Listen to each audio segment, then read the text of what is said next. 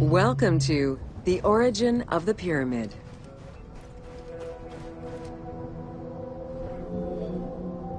The origin of the word pyramid is controversial. Most believe that it originates with the Greek word pyramis, which referred to a bread of conical shape.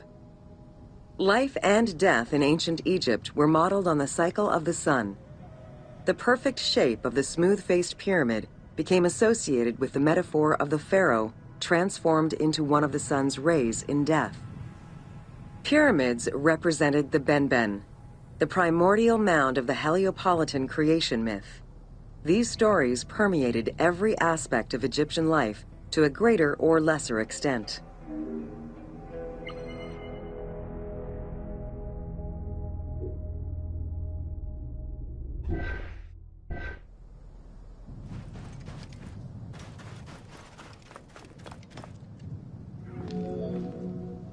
During the pre-dynastic period, the development of funerary practices was different depending on whether one was located in Lower Egypt or Upper Egypt. Well before the pyramid, there was the burial pits. It is on the site of Merimde Beni Salame in Lower Egypt that we find the oldest funerary site, dating back to 5000 BCE. Study of the tombs revealed that the bodies of the deceased were deposited in a shallow grave in a fetal position. Though a few objects were recovered from these graves, they offered no insight as to the social class of those interred within.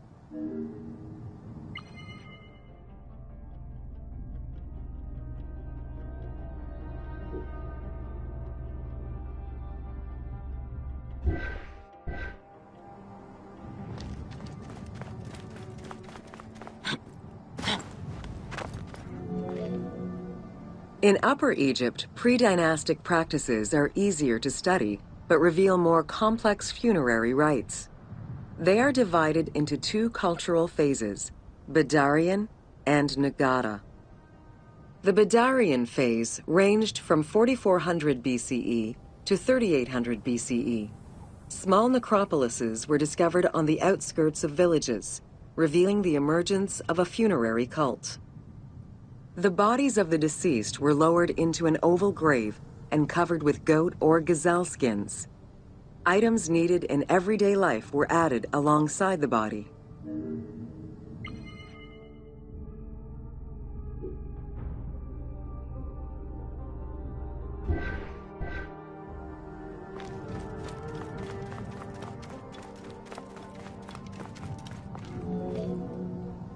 During the three Nagata periods ranging from 4000 BCE to 3510 BCE, funerary practices evolved in complexity.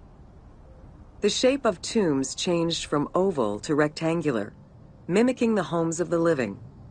The size of the burials increased and funerary items became more stylized and numerous.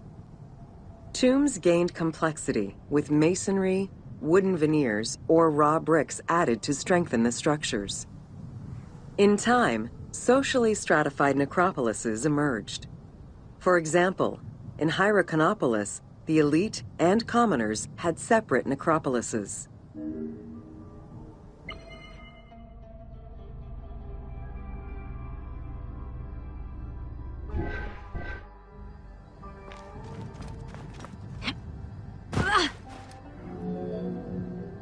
The term mastaba, meaning massive bench in dialectal Arabic, refers to a form of funerary architecture that was present in Egypt from the Archaic period to the Middle Kingdom.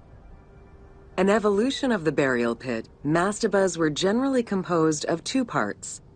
A structure was built above the ground in the form of a massive rectangle with stepped walls, and a subterranean burial chamber was located underneath. Smaller mastabas often surrounded the much larger tomb of the king. These generally held the remains of the king's relatives and courtiers.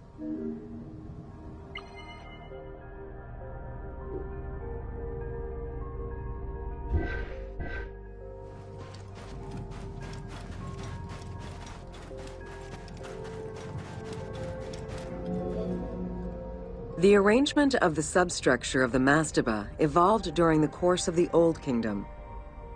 From the 5th dynasty onwards, mastabas often featured multi-roomed substructures, with sometimes up to 30 rooms.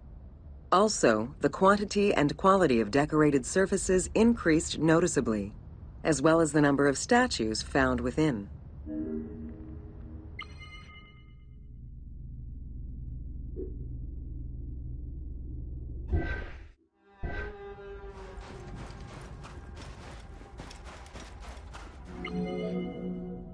The 6th dynasty would see art used to its utmost. The entire surface of a mastaba would be covered in scenes of daily life, illustrating the prosperity of those lucky enough to comfortably spend eternity near the pyramid of a pharaoh. The best example of this type of mastaba is the tomb of Mereruka in Saqqara.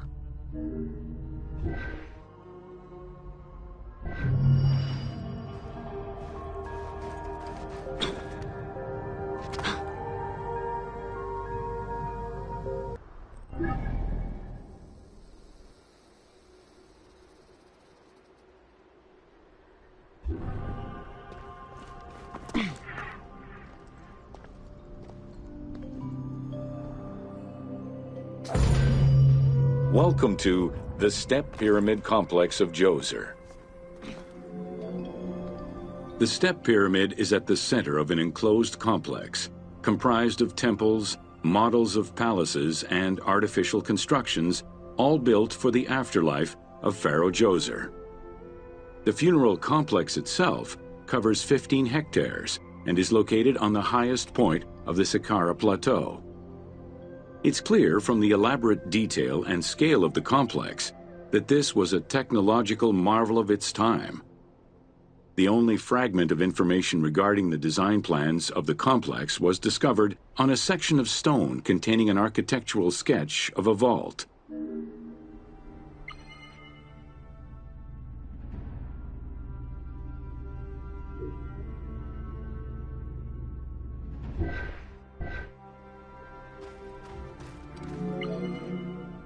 The Step Pyramid is the first monument built of stone.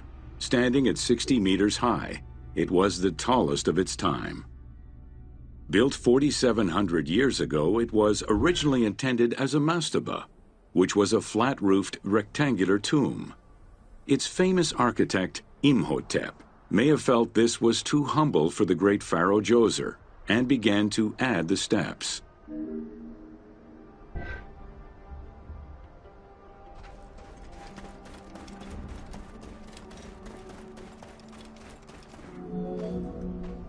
The Step Pyramid complex is enclosed within a 1,600-meter-long wall that is 10 meters high. This large wall was made out of white limestone and oriented along the north-south axis.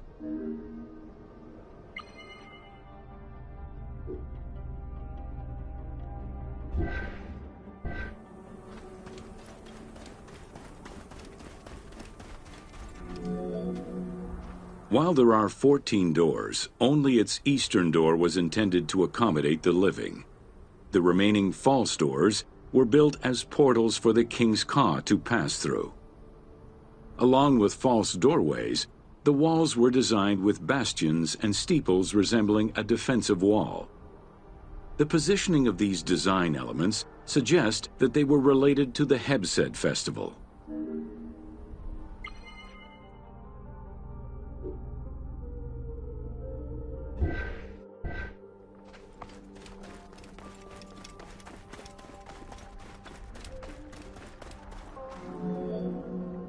The only real entrance into the complex is at the end of a long, narrow passageway. This enclosure has a stone canopy carved to resemble wooden logs. At the end of the passage is a large opening. Meant to resemble a doorway, it has carved doors and hinges that are permanently open and immovable.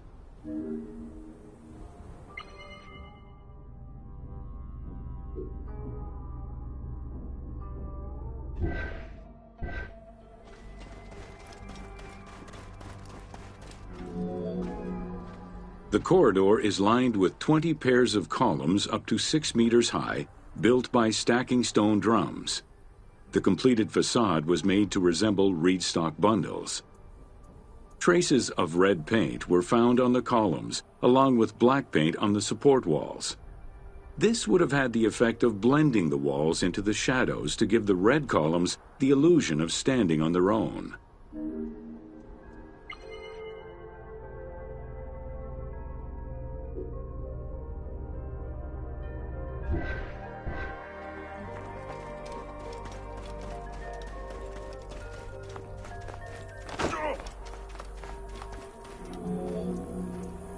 Chambers are located on either side of the columns and are thought to be chapels representing the provinces of Upper and Lower Egypt. According to some Egyptologists, the arrangement of the rooms may be symbolic of jurisdiction and judgment.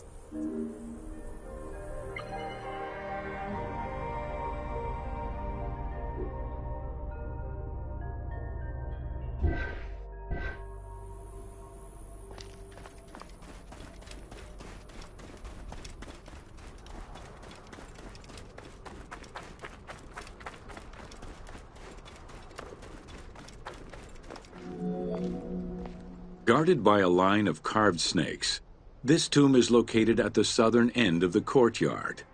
The burial chamber is beneath it, down a 30-meter deep shaft. The low-ceilinged chamber resembles a mastaba and is relatively intact compared to the later burial chamber. The tomb is made of pink granite, though there is evidence it was once polished limestone. Too small for a body, it is possible that the tomb was intended for the king's ka, or to hold the canopic jars containing the king's organs. Later traditions in burials would have the canopic jars in the same chamber as the body.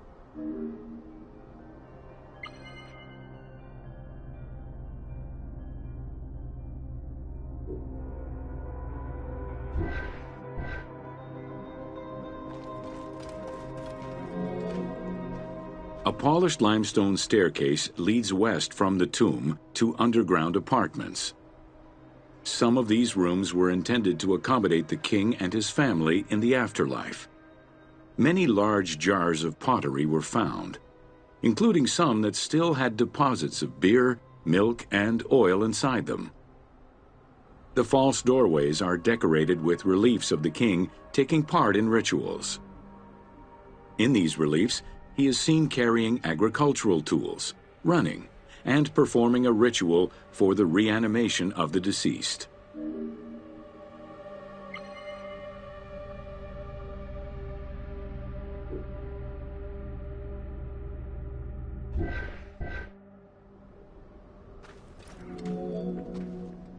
The architect Imhotep chose stone as a building material in order for the complex to last. Following the completion of the initial mastaba, Imhotep devised a burial of more ambitious dimensions.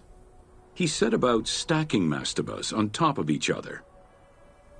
Evidence shows that the pyramid was enlarged twice by additional cuts into the steps, eventually reaching 62 meters in height and 121 meters by 109 meters at its base.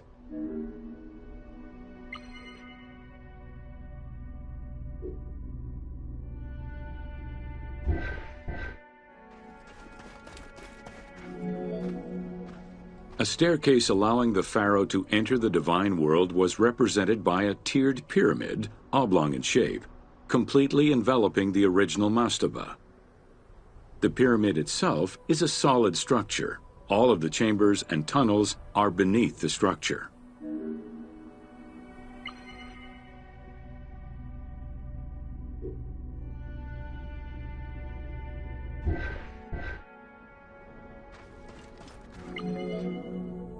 Pharaoh Djoser the Sacred was the founder of the Third Dynasty. He ruled for 19 years. During his reign, he was known as Horus Nedjeriket, divine of the body. He was given the name Djoser several centuries after his death as a sign of respect, and he is regarded as one of the greatest pharaohs of Egypt. An apocrypha was drafted in his name during the Ptolemaic period, 2,500 years after his death.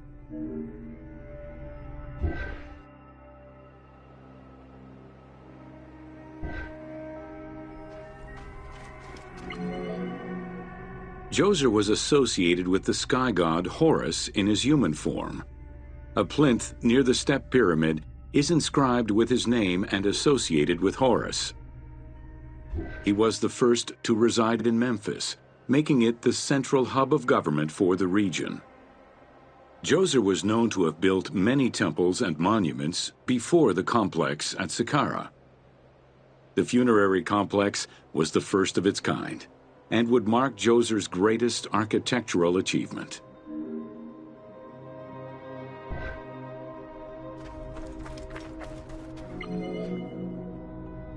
The funerary complex was built to resemble Djoser's palace, with the stone carved to imitate mud brick, trees, and reeds. Creating these details and softer textures in hard stone would have been a time-consuming, labor-intensive task. Much of the complex is designed to accommodate the Hebsed festival, allowing the king the ability to affirm his rule even in the afterlife.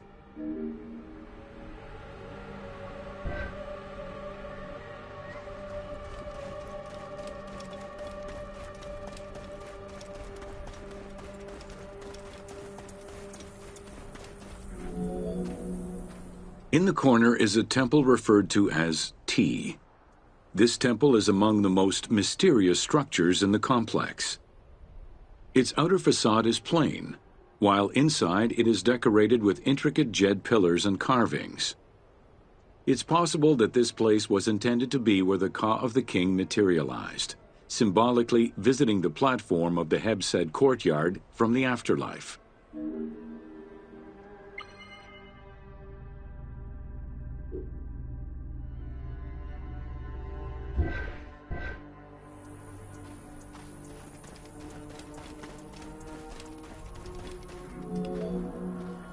The Hebsed festival enabled the pharaoh to maintain universal order and renew godly powers.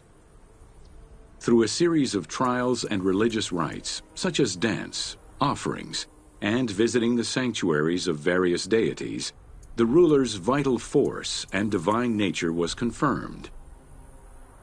The celebration was meant to represent the ruler's jubilee and would take place every 30 years, though the deadline was not always followed. The earliest known ritual dates from the First Dynasty.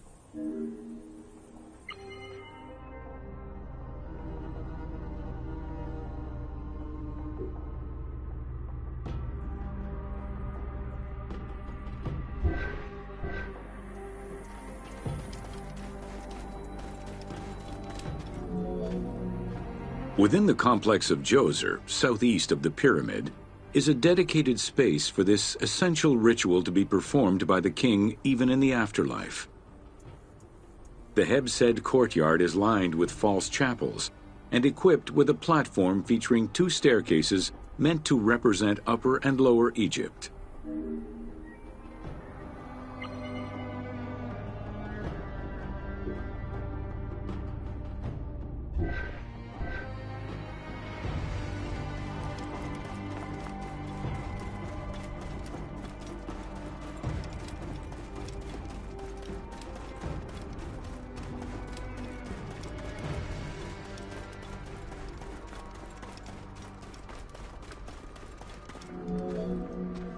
Located in the courtyard, the 2 pavilions are believed to represent the palaces of Upper and Lower Egypt.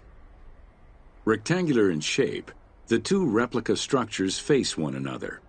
Their facade is similar to the chapels of the Hebsed ceremony, with column crowns carved to look like falling leaves. Because Queen Hetep-Hernepti and Princess Inetkas's names were discovered on a stela near the pavilions, it is thought that these funerary chapels were intended for them.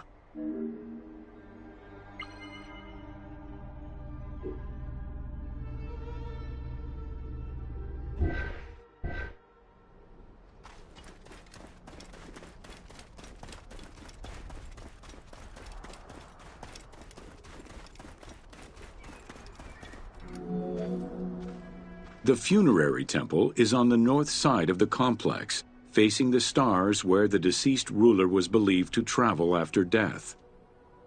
Within this temple was the pharaoh's serdab, or cellar. It is a small, enclosed space with one wall sloped to match the first step of the pyramid.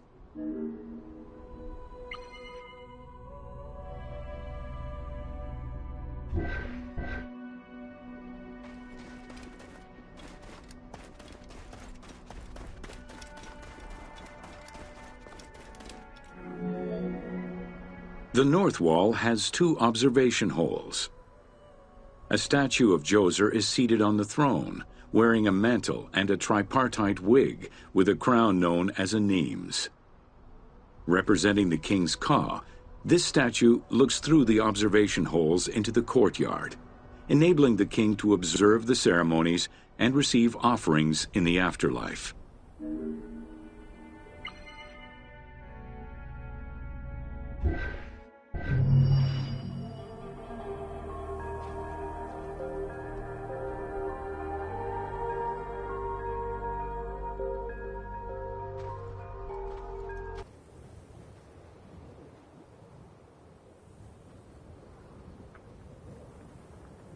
The view from atop of a pyramid is breathtaking. You should try to climb up there.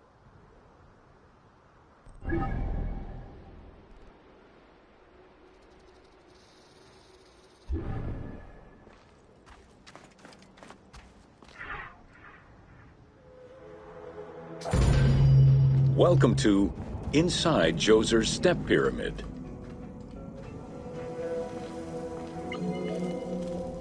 The architect of the Step Pyramid, Imhotep, was a man of great importance to Pharaoh Djoser and ancient Egyptians in general. The base of a statue of Djoser, discovered in 1926, celebrates Imhotep as a carpenter, sculptor, stonemaker, and chief of the seers. Little is known of Imhotep's day-to-day life.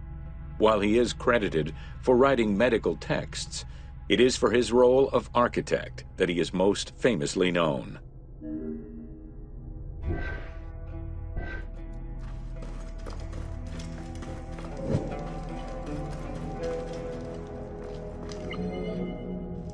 From the design of the pyramid to the elements within the complex itself, Imhotep set out to create something that would immortalize his king. An architectural achievement, the Step Pyramid was made from stone blocks instead of mud brick. It was the first time Egyptians built a monument of that height. Imhotep explicitly intended for the stone to reflect natural materials.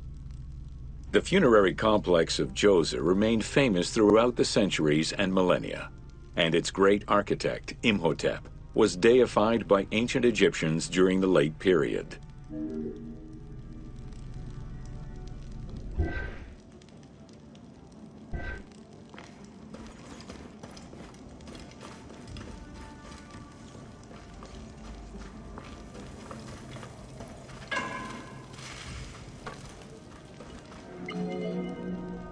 In addition to the central subterranean palace built for Djoser, 11 wells were dug. Each went to a depth of 33 meters and connected with a horizontal gallery extending for about 20 meters. The first 5 galleries were intended for members of the royal family.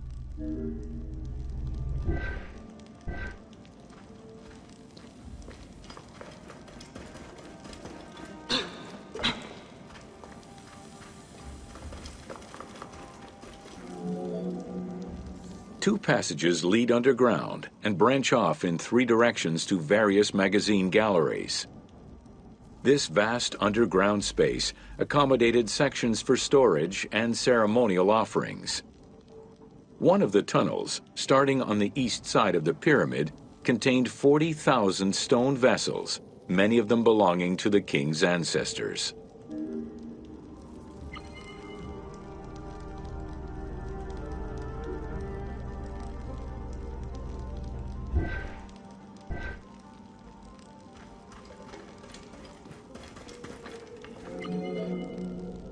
The burial chamber of Djoser is located at the bottom of a 28-meter deep central shaft.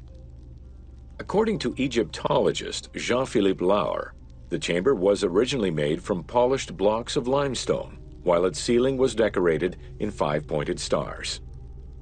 At some point, however, the limestone blocks were replaced entirely by pink granite blocks, leaving behind only fragments of limestone blocks decorated with stars.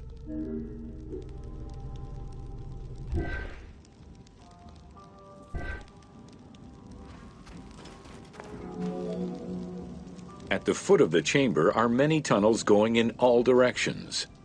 This maze of tunnels, galleries, and chambers stretches over 5 kilometers. There are a number of dead ends and false doors. They may have been intended for the afterlife, rather than to fool thieves.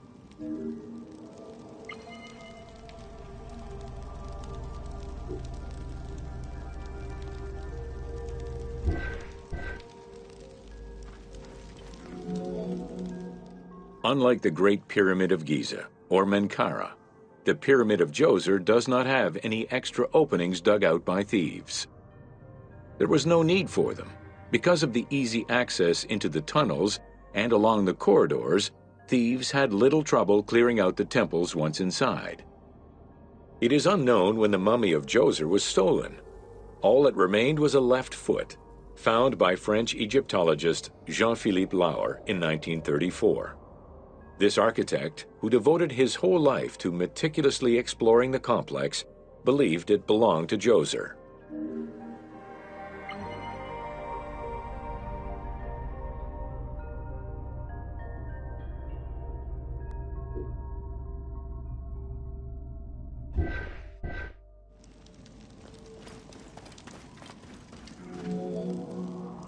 The Pharaoh's apartments, also known as the Blue Chambers, are decorated with blue-green tiles meant to imitate the reed matting that covered the walls and windows of his palace. The stone is carefully curved and painted to look like the rolled mats of open doorways and curtains.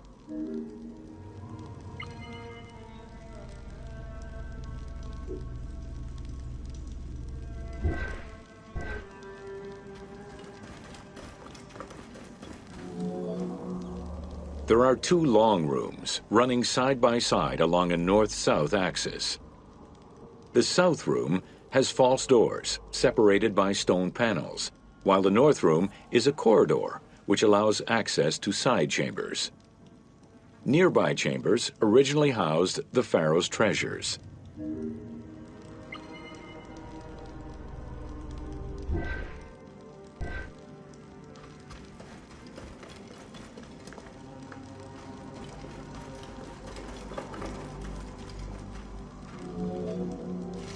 The door frames are made of fine limestone and carved with the king's name.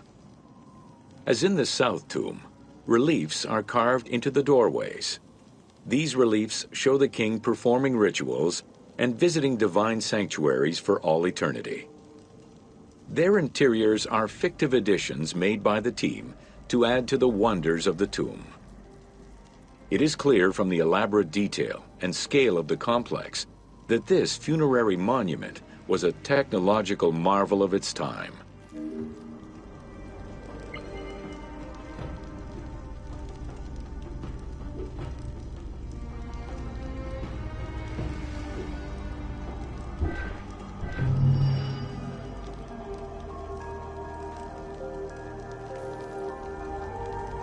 It's not the heat that gets you.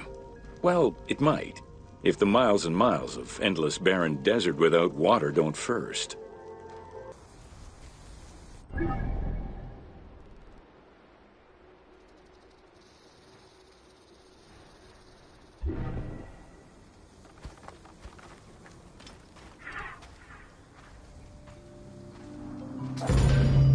Welcome to Sneferu's first pyramid.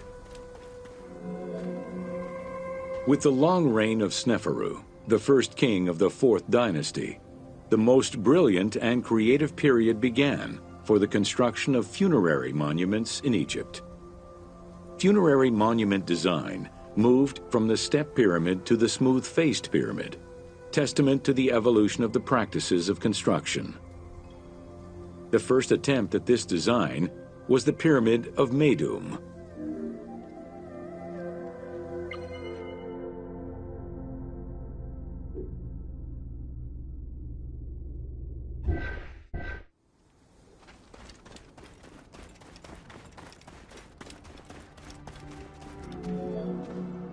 While Sneferu's monument started as a 7-stepped pyramid, it was later altered into an 8-stepped structure.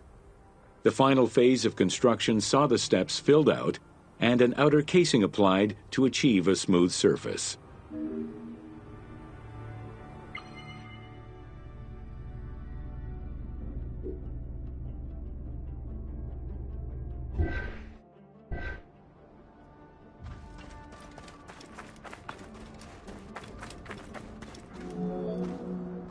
The smooth dressing of the walls did not provide sufficient bonding, however, and the outer casing did not rest on sound foundations. As a result, the bases of the 4 outer buttress walls gave way, causing the walls to slide down and collapse. While the Meidum Pyramid was abandoned due to design flaws, it showcased other innovations that would impact all future pyramid designs.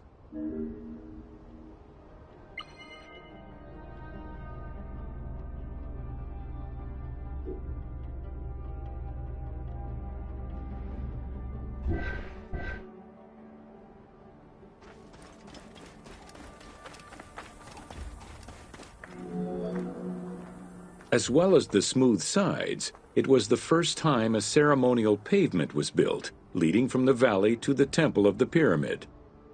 Another innovation was that of the funerary chamber, which was no longer at the bottom of a well, but rather above ground level. This change signaled the beginning of the 3-bedroom system.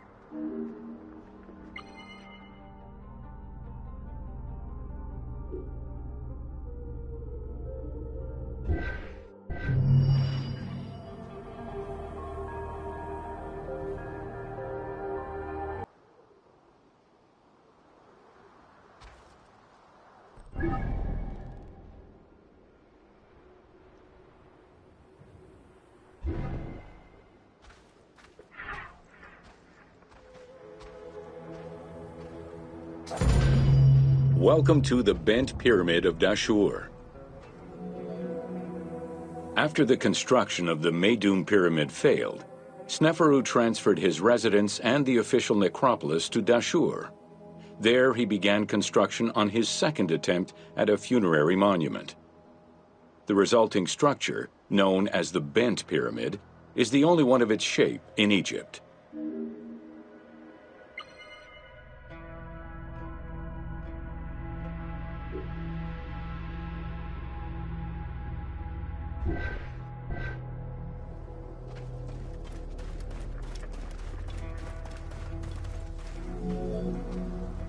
Though the pyramid also proved unstable and was abandoned, it marked a technical and architectural breakthrough.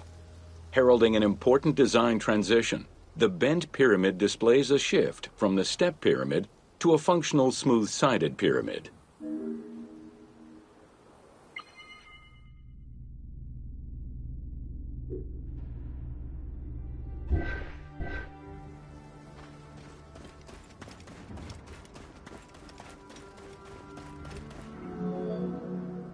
The Bent Pyramid was unique in having 2 separate entrances, one on the northern face and another on the western face. The chamber of this pyramid was too small for a human burial.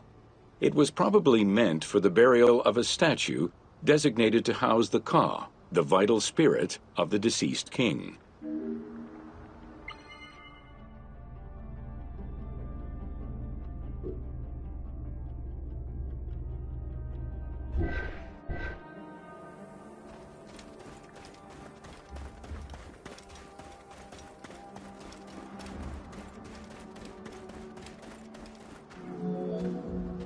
With the Bent Pyramid, architects successfully experimented with a completely new idea: to build the pyramid with a core of huge stones settled on a progressive horizontal design. This way, each construction phase could be completed in a single stage, allowing the architect complete control over every design element. Unfortunately, these precautions did not prevent sagging or cracks in the interior rooms of the pyramid. Sneferu abandoned the monument and began the construction of yet another pyramid.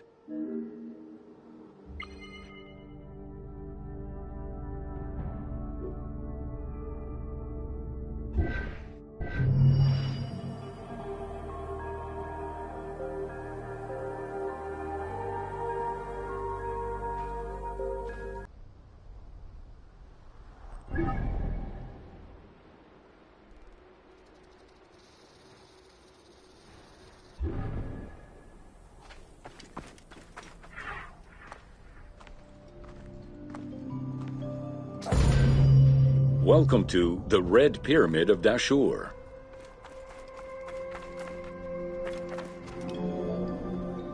The Red Pyramid was built 2 kilometers to the north of the Bent Pyramid. It was so named due to the reddish limestone used in its construction. The Red Pyramid reached a height of 105 meters. While the ground level of the Red Pyramid is lower than that of the Bent Pyramid, its height is virtually the same. The task of making the pyramid a geometrical, true flat-face pyramid brought about yet another new design concept: the use of casing blocks.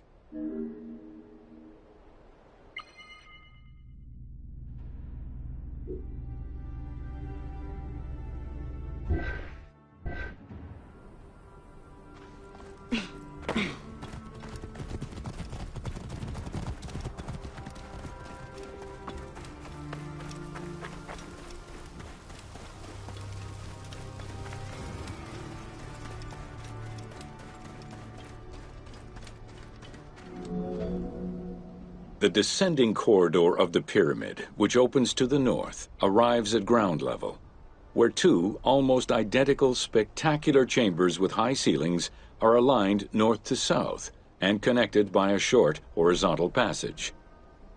In the south wall of the second chamber, accessed by a staircase, another corridor leads to the final chamber, which is built within the masonry of the pyramid itself and aligned east to west.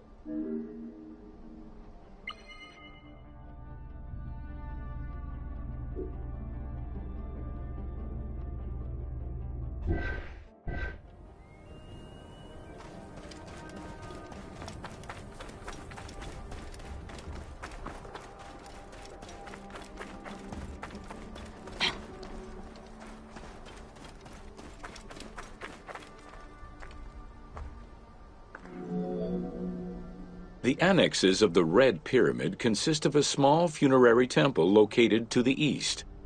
A causeway presumably ran due east from the temple, but it has yet to be excavated.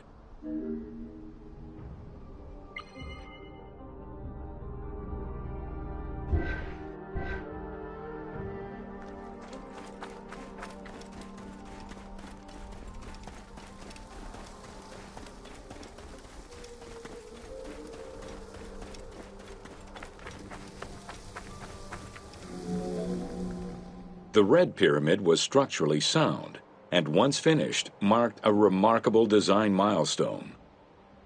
Finally successful in his attempts to build himself a suitable funerary monument, Sneferu knew his future beyond death was assured.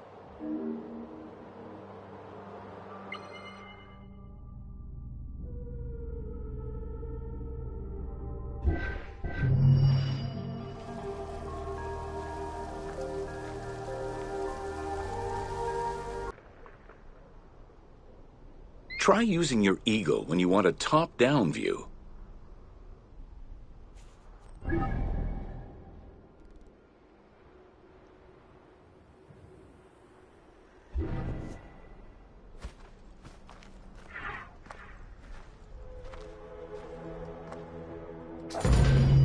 Welcome to Pyramids of the Middle Kingdom. During the Middle Kingdom era, the powerful rulers of the 12th dynasty resumed the tradition of elaborate pyramidal tombs. For example, Amenemhat I built a funerary complex in Lisht, and Senusret II selected the El Ahun site in the Fayoum. Amenemhat II and Sesostris III, however, cast their favor towards Dahshur. Amenemhat III built a pyramid there as well before moving to Hawara in the Fayum.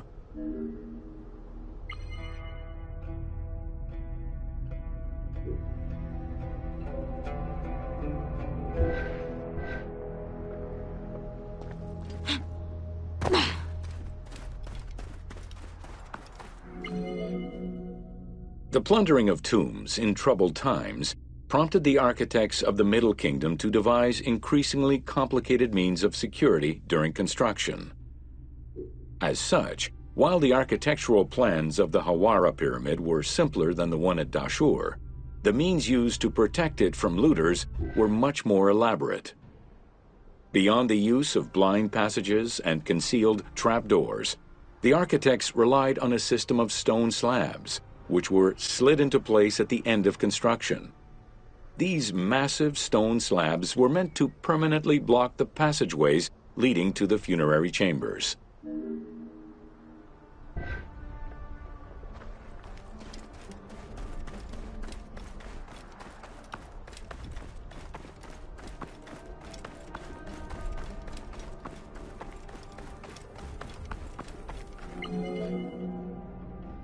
The kings of the 13th dynasty began building their pyramids at Mazguna, south of Dahshur, then moved on to Fayum and Abydos.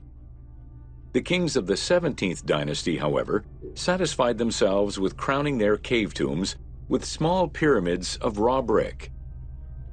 The kings of the 18th dynasty gave up the shape of the pyramid as a royal tomb entirely. They chose a mountain with a pyramidal shape in the Valley of Kings and dug their graves there.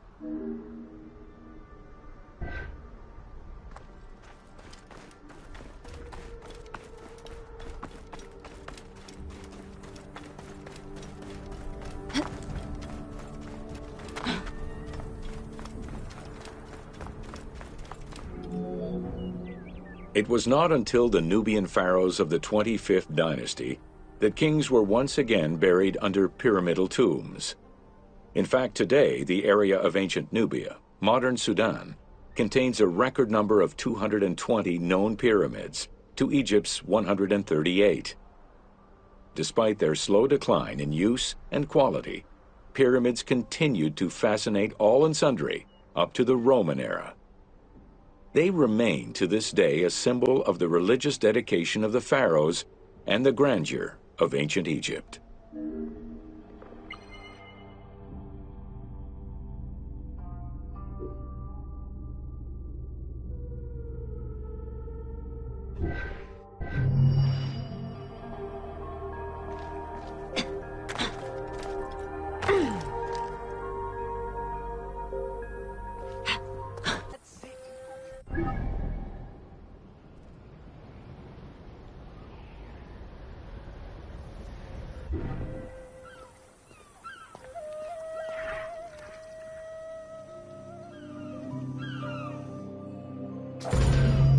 Welcome to an overview of the Giza Necropolis.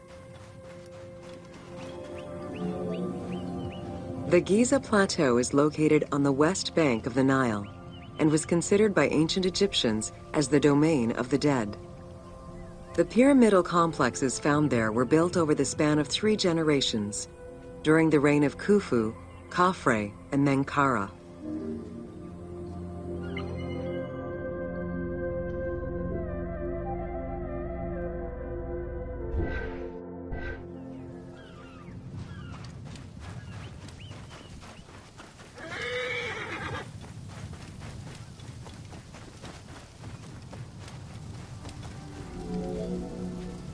The Giza area, now famous for its 3 pyramids, is part of a wider grouping of funerary complexes.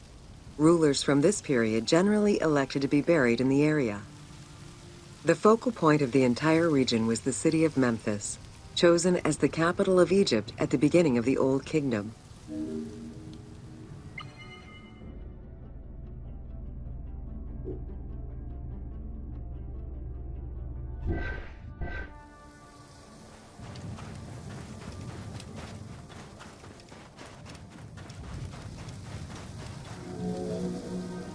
The placement of the Giza monuments, and particularly that of the pyramids, followed a practical yet strict alignment. First, they focused on cardinal points, and then they accounted for the natural geology of the plateau.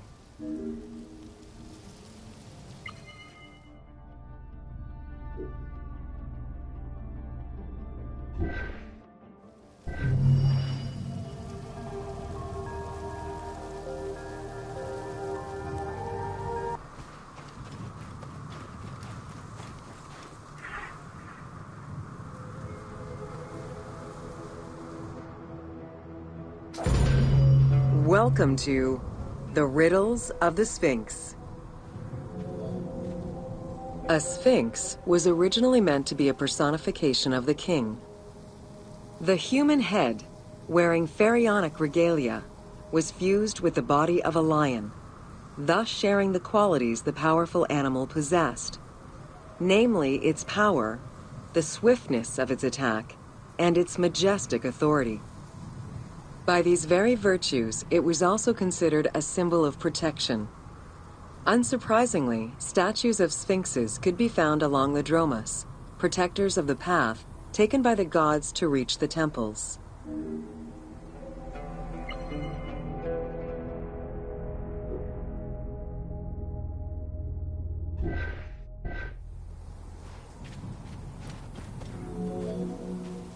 Over the centuries, enthusiasts and historians alike have wondered, who built the Sphinx?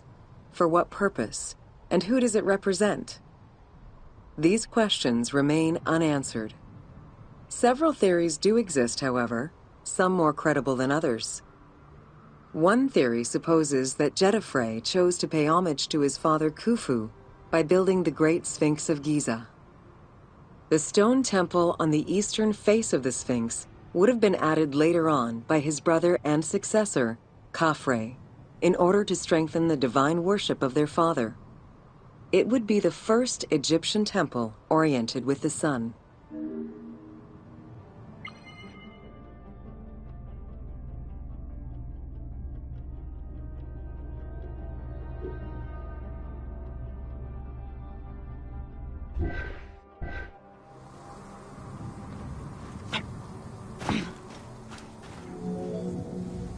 Another theory suggests that the Sphinx was built by Khafre and was meant to represent him. The arguments to support this hypothesis are based on the fact that the limestone beds used for the main work of the Temple of the Sphinx are geographically and architecturally similar to the Valley Temple of Khafre. Some believe that Khufu himself built the Sphinx, which was later finished under his successors, Khafre and Khafre. These arguments are based on the stylistics of the engraving, the typology of the nemes, and the absence of a beard at the time of construction.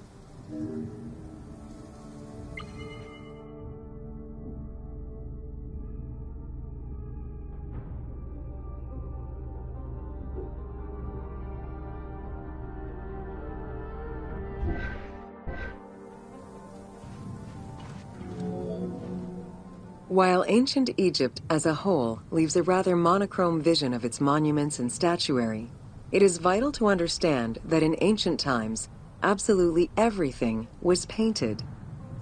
The sun, eating away at the pigments of the colors, the sand, the climate, and the implacable impact of time, unfortunately destroyed the glorious colors of the Sphinx of Giza. Documents from an Arab Egyptologist of the 12th century, Abd al-Latif al-Baghdadi, indicate that traces of red were still visible in his time. Today, however, the only color that remains are traces of red close to the ears of the Sphinx, as well as hints of blue and yellow on the nemes, traditional colors for that type of headdress. The pigments for the color red were man-made, obtained by mixing different products such as clay, quartz sand, and very finely crushed hematite.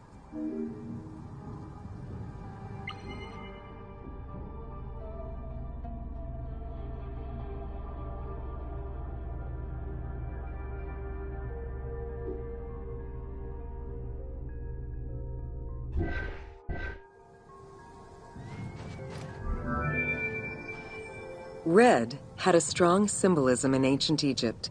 It was both the color of life and the color of death. It could represent the sands of the desert or the brilliance of the sun. Red was also associated with the god Seth, vengeful and destructive. The Egyptian word for red, Dahshur, is also the word which was used to signify the desert, or the royal crown of Lower Egypt. In art, red was also the color used to paint the bodies of men, while yellow was used for women. It is possible that there were also color restoration efforts during the Saite period about 600 years before Cleopatra's rule, as indicated by notes on the inventory stele, discovered in 1858 by Auguste Mariette. It is because of this that the team made the decision to display it with its full range of colors, even though the Sphinx's colors would have likely faded by Cleopatra's time.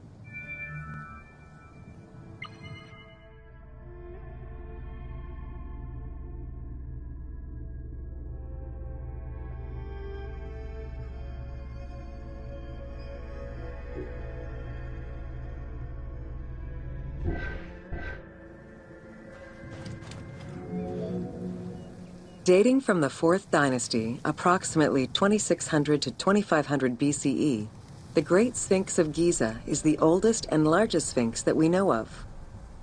Carved from a natural limestone outcrop, the Sphinx measures 19.8 meters in height, 73.2 meters in length, and 14 meters in width.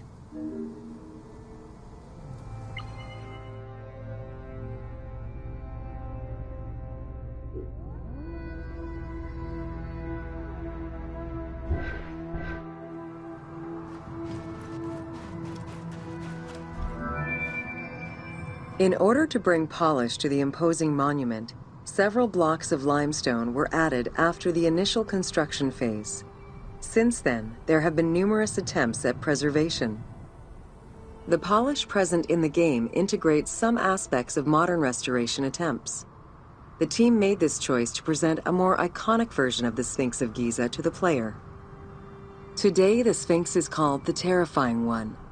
This appellation is translated from its Arabic name, Abu al-Hal, which in turn was derived from Baluba in Coptic.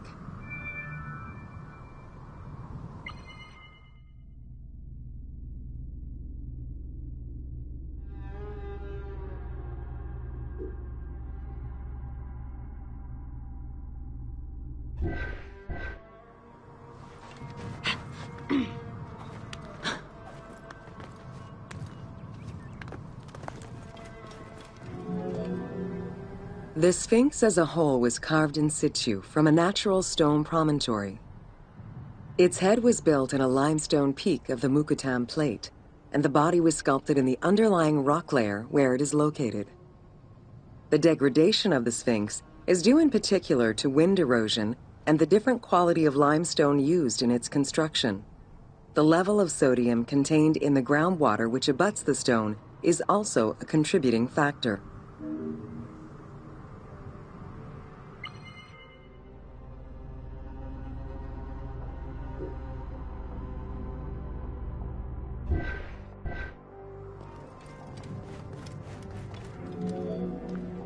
The natural bedrock is seen through the oblique natural strata of the Sphinx's body that are similar to the surrounding limestone.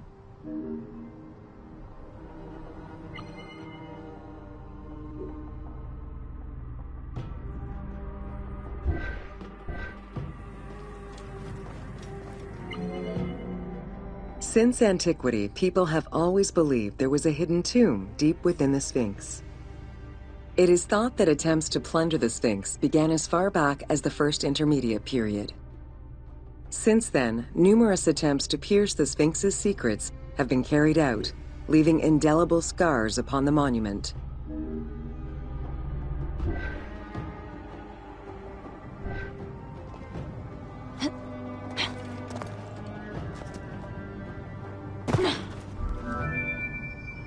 "12 meters long and cut during pharaonic times, another entrance in the back of the Sphinx aroused curiosity.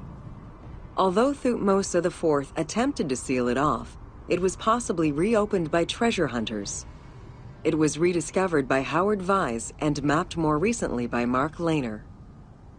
This entrance at the back of the Sphinx leads to different cavities of a few meters each, in directions going inside the statue's body and under the surface. The team has used this opportunity to extrapolate a little more.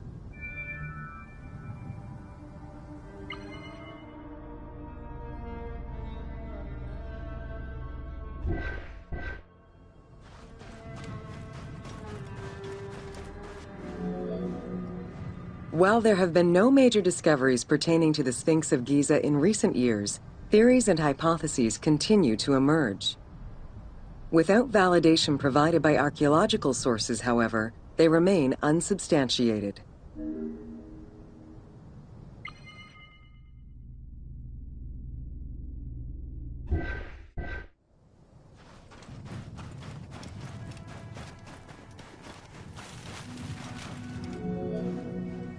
The first of the main theories as to the Sphinx of Giza's meaning posits that the Sphinx was originally a massive representation of the god Anubis. Its principal arguments are that the head of the Sphinx is disproportionate compared to the size of its body.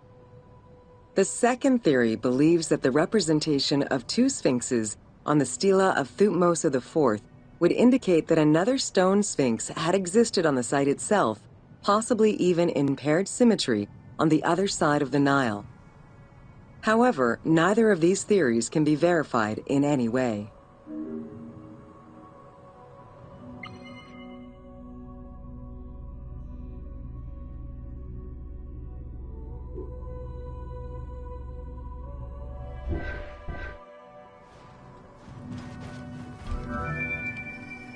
Several scientific projects using new technologies have been put in place in the past decades. The most important was led by Mark Lehner and his team, who specialize in the study and survey of the Giza Plateau, including the Sphinx site. The mapping made it possible to see the materials used to construct the Sphinx, analyze the different layers of erosion, and figure out the most fragile areas to protect. After a few attempts at giving the Sphinx artistic proportions, the team instead decided to use photogrammetry mapping to faithfully reproduce the proportions of the Sphinx.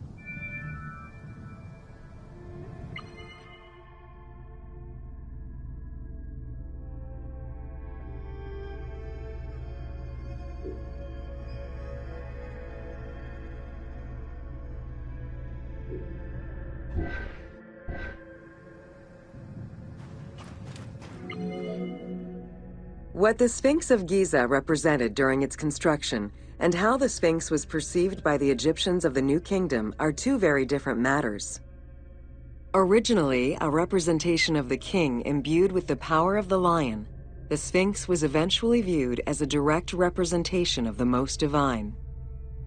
It is theorized that kings of the New Kingdom believed that the Sphinx of Giza was the one who recognized and legitimized the ruler of Egypt. Thus, despite the fact the Sphinx of Giza was partially buried under the sand during his reign, Amenhotep II knew that the monument was of great importance.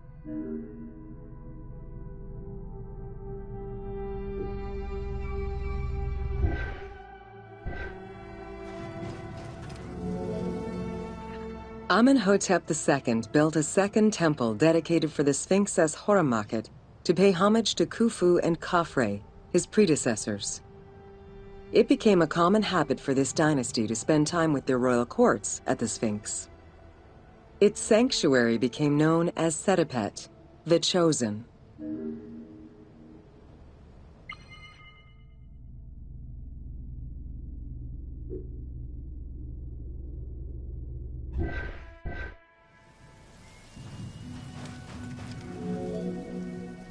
Egyptologist Mark Lehner believed that Amenhotep II built a statue of himself anchored between the paws of the Sphinx, likely to legitimize his reign, alongside a stela found by Salim Hassan. Many other pharaohs of this dynasty, such as Tutankhamun and Ramses II, also left marks of their passage in a similar fashion, sometimes even stripping the stones of nearby temples and pyramids to do so. Amenhotep II's son and successor, Thutmose IV, was a frequent offender. Egyptologist Mark Lehner believed that Amenhotep II built a statue of himself anchored between the paws of the Sphinx. While sleeping between the Sphinx's paws, the future Thutmose IV saw in a dream the god Horamakhet proclaiming his coming accession on the throne of the two lands. This was, of course, on the condition that he remove all of the sand covering the Sphinx, which stood guard as the personification of the god, and should thus never be engulfed by the sands of the desert.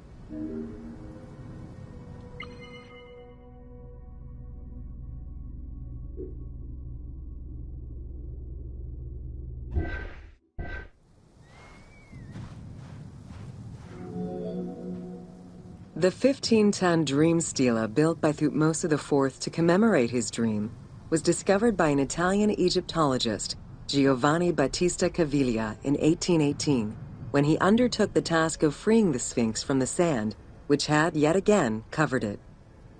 Caviglia was looking for an entrance into the structure of the Sphinx, but instead he discovered an open-air chapel and stelas between the paws. Ashes from a ceremony were still present. Protected by sand, they quite possibly were from the last ceremonies in Roman times.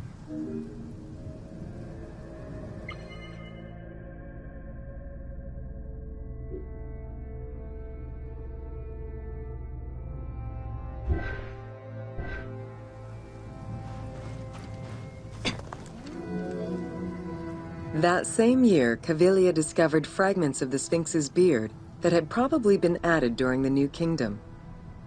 If many of these pieces are held by museums in Cairo, a fragment is displayed at the British Museum, along with a piece of the uraeus that was on the Sphinx's headdress. It is believed this fragment of beard was possibly kept in place thanks to the statue of Amenhotep II, which was supposed to be located under the head of the Sphinx.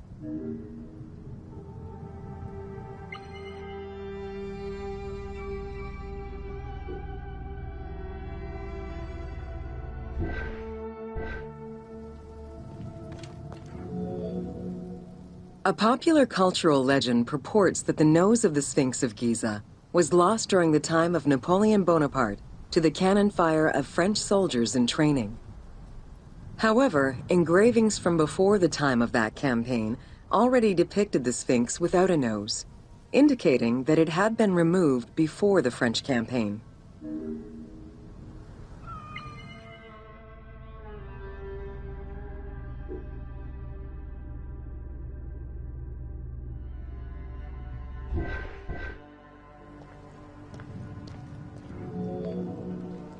The most plausible hypothesis is based on the research of the German historian Ulrich Harman. During the 1980s, Harman compiled medieval sources written by Arab authors. In doing so, he discovered that the Sphinx was once perceived as a favorable omen, a deity supporting sediment-nurturing floods and crops. Around 1378, a Sufi by the name of Muhammad Sa'im al-Dar could not stand this vision of the monument, and in an iconoclastic act, broke the nose of the Sphinx. According to the texts, he was then hanged and burned between the legs of the Sphinx for his crime.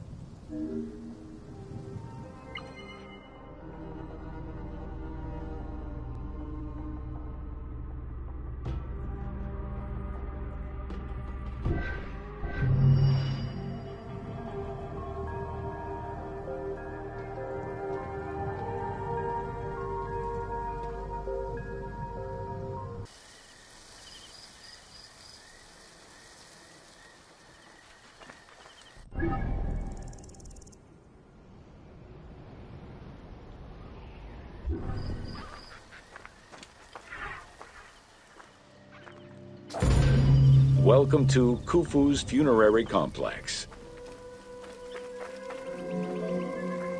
The Valley Temple was the first architectural component encountered when one entered the funerary complex. It was considered the official entrance of the tomb and mixed the structural components of both a temple and a portico. Khufu's Valley Temple shows evidence of a basalt pavement, letting us know where the portico portion of the structure was located.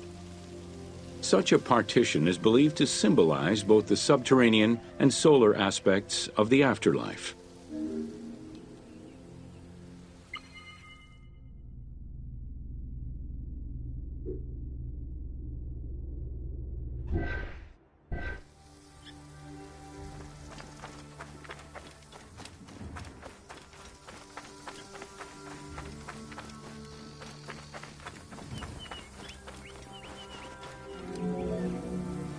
Khufu's causeway ran from the floodplain up to the plateau, linking together the Valley Temple and the Mortuary Temple. A traditional causeway presented itself as a paved path, enclosed by walls and often roofed.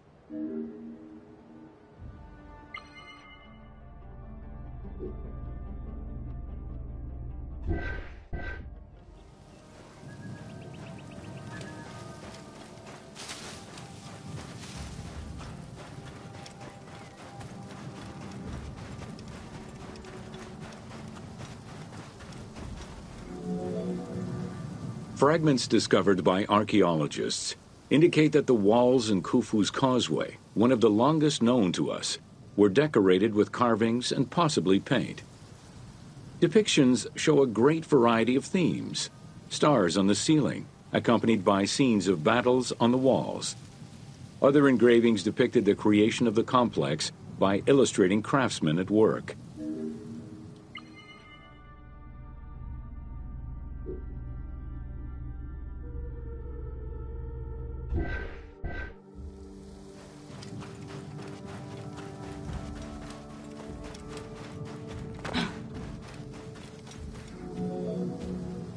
The most impressive private cemeteries of Giza are located east and west of Khufu's pyramid. The eastern cemetery was reserved for members of the royal family, while the western cemetery was mostly set aside for various court dignitaries. In both areas, private tombs, also known as mastabas, were aligned and laid out methodically in streets and avenues. This arrangement was probably an attempt at recreating the king's court for the afterlife.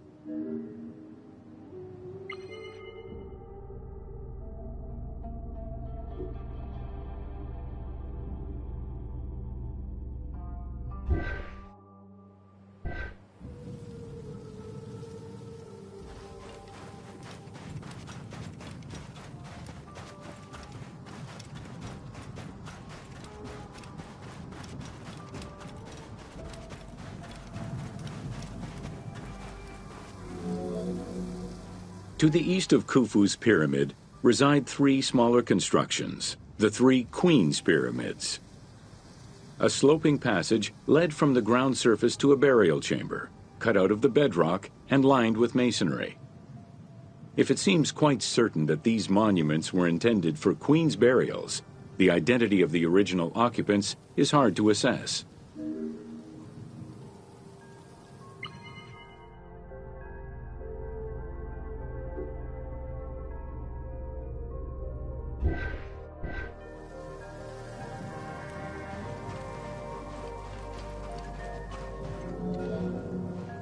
The northernmost pyramid was most likely meant for Queen Hetepheres, who was believed to have been Khufu's mother. However, in 1925, her actual tomb was discovered nearby by accident. It was hidden at the bottom of a deep masonry pit in an underground chamber. Within the concealed chamber, Egyptologists discovered the most complete royal funerary equipment, dating from the Old Kingdom, though her body was missing.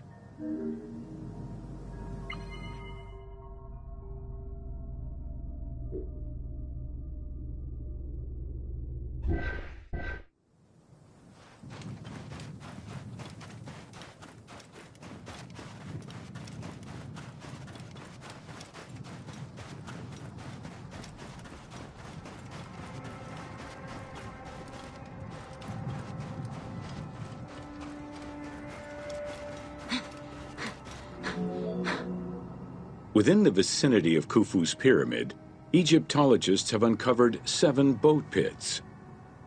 The exact function of such boat-shaped pits remains unconfirmed, though one can easily conjecture that it was symbolic in nature. The boat pits being located at the eastern side of the pyramid, at the precise spot where the resuscitated king was supposed to reappear, could constitute evidence to support such an assumption.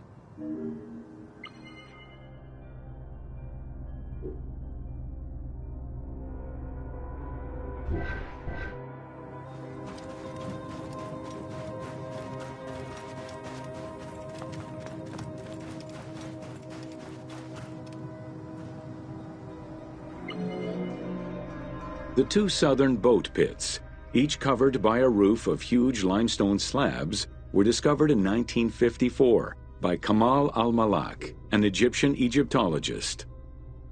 Only one of them had been opened. 1,224 boat parts made of cedar wood were retrieved one by one and patiently reassembled by the master restorer Ahmed Youssef. This process took 28 years.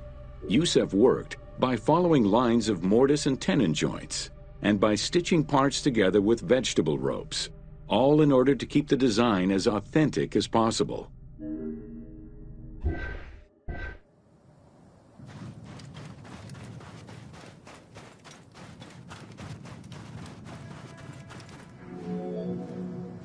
The Greek term pyramidion refers to the capstone of a pyramid or the tip of an obelisk.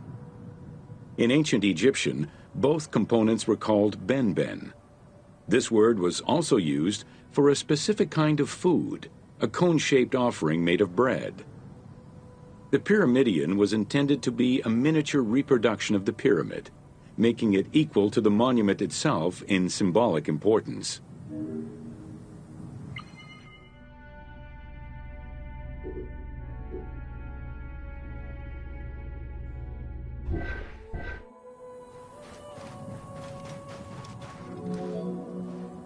A few pyramidia have been retrieved from pyramidal complexes.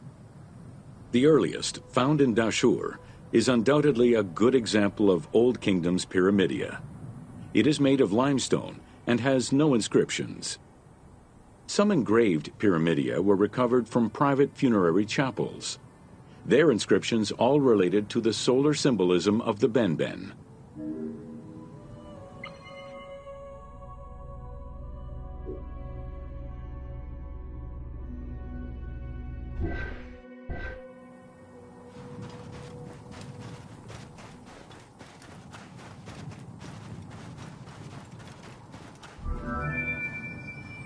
The pyramidia of the pyramids of Giza were never recovered.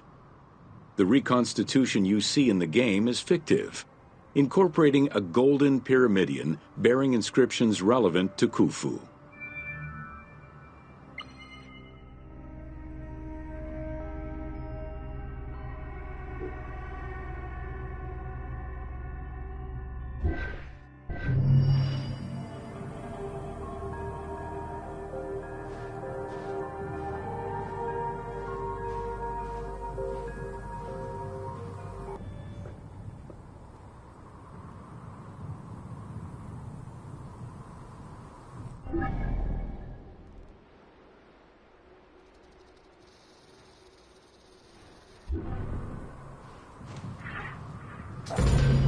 Welcome to Secrets of the Great Pyramid. Built around 2550 BCE, the Great Pyramid of Giza is considered one of the most iconic structures of Egypt. It is the biggest of the pyramids and the only one of the 7 wonders of the ancient world still standing. The numbers associated to the Great Pyramid of Giza are impressive.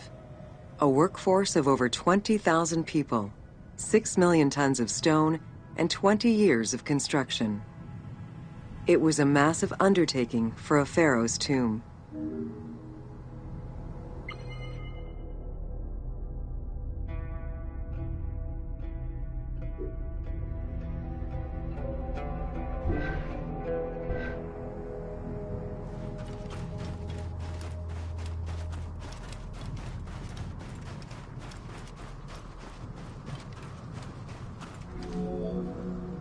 The construction of the Great Pyramid was also a display of power and opulence on the part of Khufu.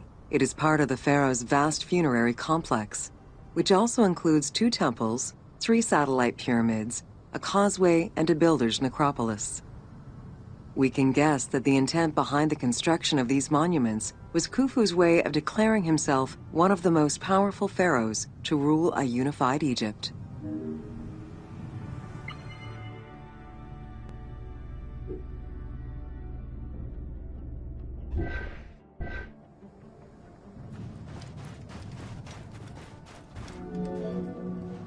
New insights into engineering and ancient Egyptian culture are still being revealed over 4,500 years later. For example, a recently unearthed papyrus offers a glimpse into the life of a tradesman at the time of the pyramid's construction. Also, a logbook belonging to a team leader during the building gives details on the craftsmen, their work schedules, and the raw materials required.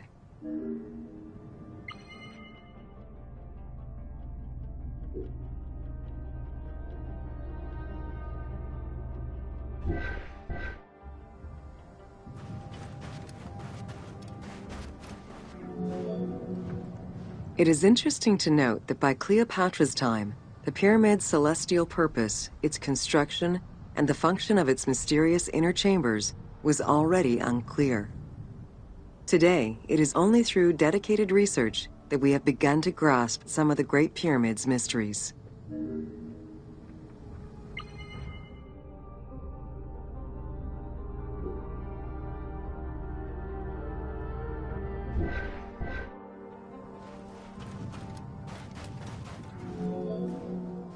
The Egyptians had polished their design for centuries by the time work on the Great Pyramid began. Intended as a tomb for Khufu, the Great Pyramid's structural design has been considered to be nearly perfect by engineers and historians ever since.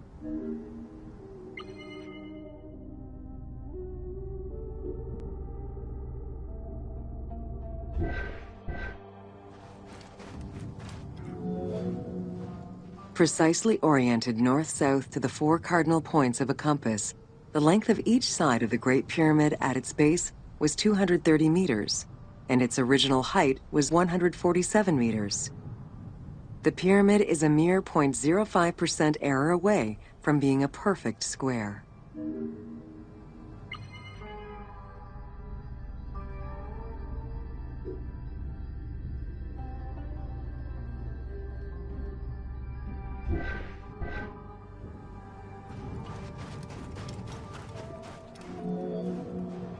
In order to achieve the shape of a true pyramid, the design required many considerations in the planning phases as well as precision during execution. It was especially critical that they control the angle of inclination on all sides at every stage of construction.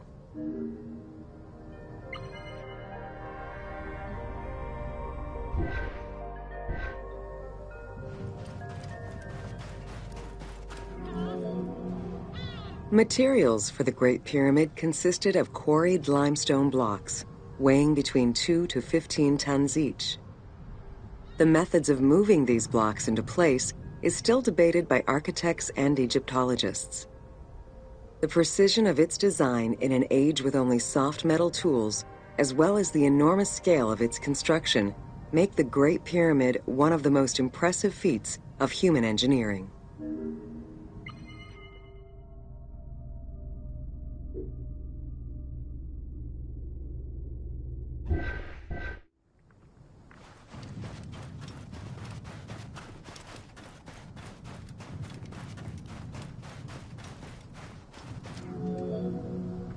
It's estimated that it took between 600,000 and 2 million blocks of stone to build the Great Pyramid. Experts calculate it would have required men to move 12 blocks every hour around the clock for 20 years to place the 2.3 million stones the monument is made of.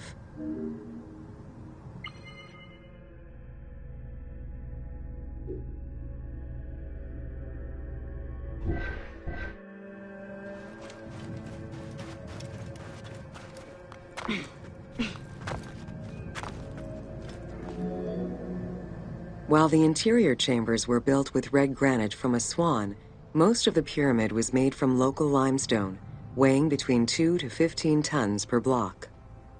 There is debate on how the pyramid stones were moved into place. Recent research is exploring the idea that it was built around a large interior ramp.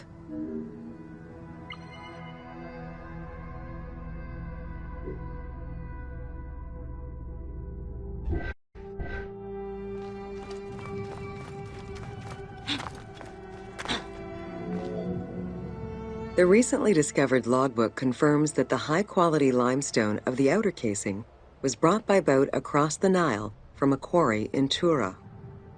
Once complete, the smooth white polished stone of the Great Pyramid would have reflected the sunlight like a beacon, earning it the name the Horizon of Khufu.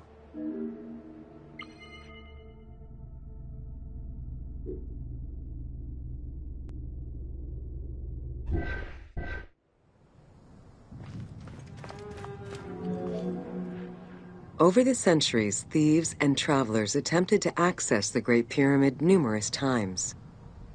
Ancient writings describe details of its interior, proof that some made their way within, though who gained entrance first and when is unknown.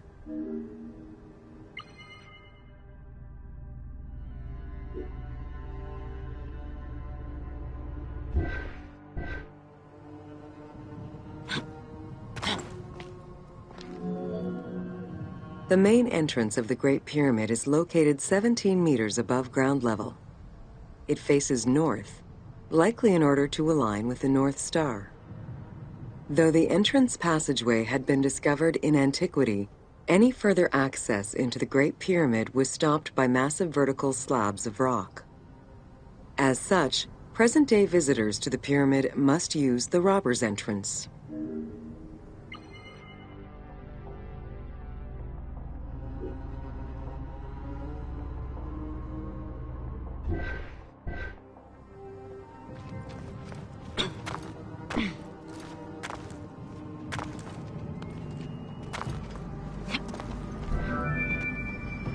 The robber's entrance is reported to have been opened in the 9th century by Caliph al-Mamun. In search of treasure, the Caliph had his men dig their way inside the Great Pyramid. The most likely scenario is that they enlarged a corridor which had been created by tomb robbers during antiquity.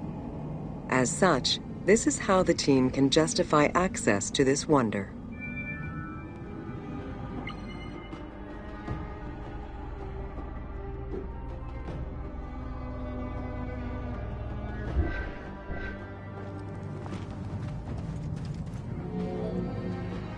Attempts to gain entry to the Great Pyramid and uncover its potential secrets continued throughout the centuries. In the 19th century, the belief that another entry existed at the south side resulted in a hole being blasted into the pyramid's side, with no results for the damage that was done. While the search is still ongoing today to uncover more hidden rooms and passageways, conservation is the primary concern of all such efforts.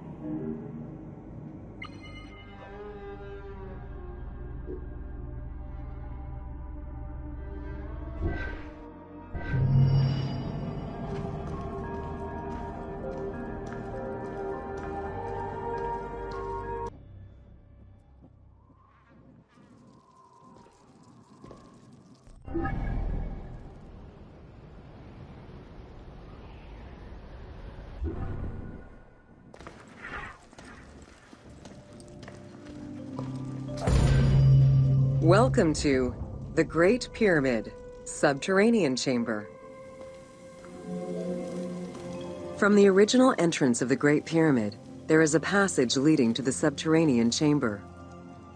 Its walls were carved out of the existing rock of the plateau and then covered in a fine, unmarked limestone. The descending passage has a steep 26-degree downward slope. Narrow and with a low ceiling, this pathway is long and challenging.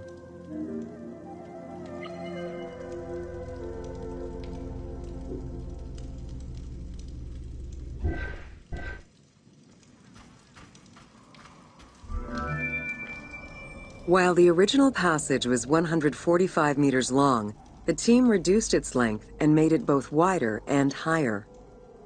The main focus of the work in reproducing the location was centered upon preserving the unique claustrophobic environment of the Great Pyramid, while still allowing for a smooth game navigation.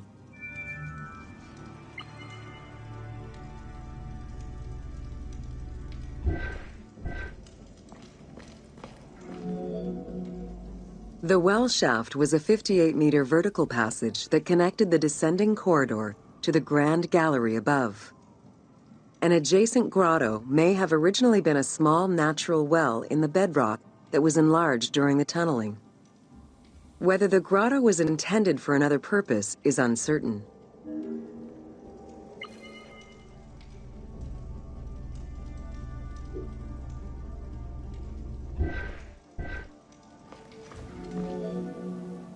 There is much speculation over the purpose of the well shaft. One theory is that the channel was cut or enlarged to supply air to workers in the descending passage. Another is that it was meant to provide an exit route once the work was done in the heart of the pyramid. Without the well shaft, workers would have been trapped inside forever when the grand gallery was sealed. The opening at the bottom of the well shaft was most likely sealed by exiting workers to camouflage the passageway.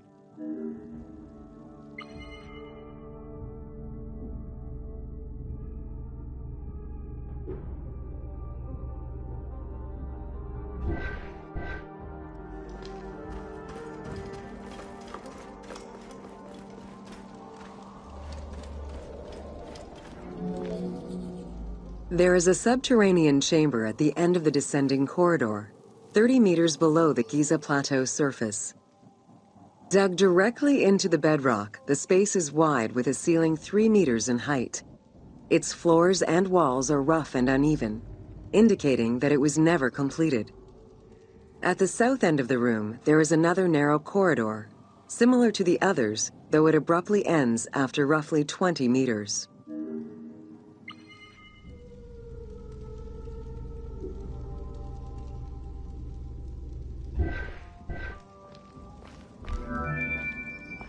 The chamber also contains an 11-meter pit near the east side.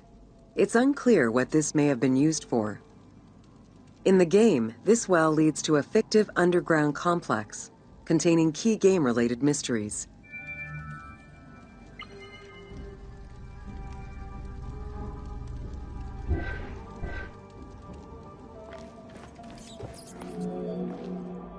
The subterranean chamber's original purpose remains a mystery. One popular theory is that it was originally meant to be Khufu's burial chamber, but the pharaoh changed his mind, preferring to be buried higher up in the pyramid, which would explain the chamber's unfinished state.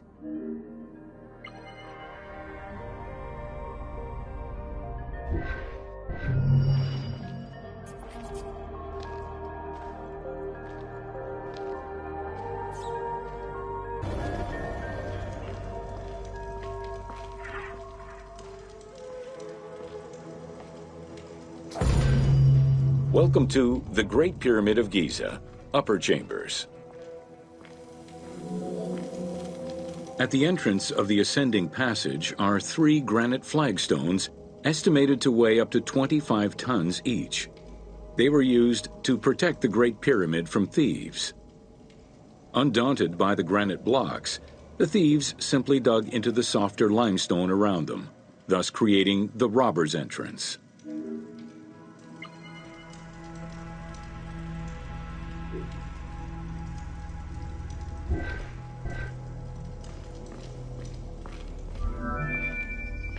While in reality the robber's entrance is one single cavity which leads to both passages, in the game, the team created individual accesses to either passage.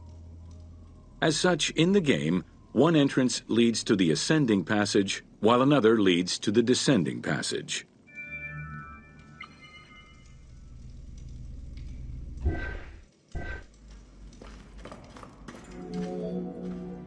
The ascending passageway of the Great Pyramid provides a direct path into the Grand Gallery and is accessed 30 meters from the entrance along the descending corridor. Both corridors have similar dimensions and are designed with the same 26-degree incline.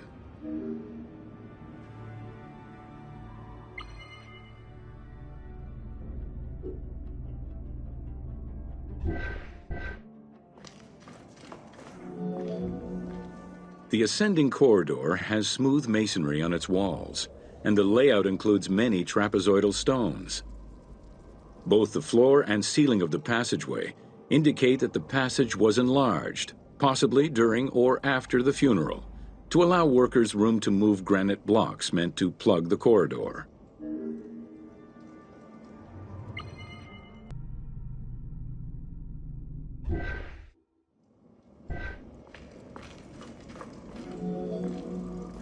The Grand Gallery's purpose is still debated among experts.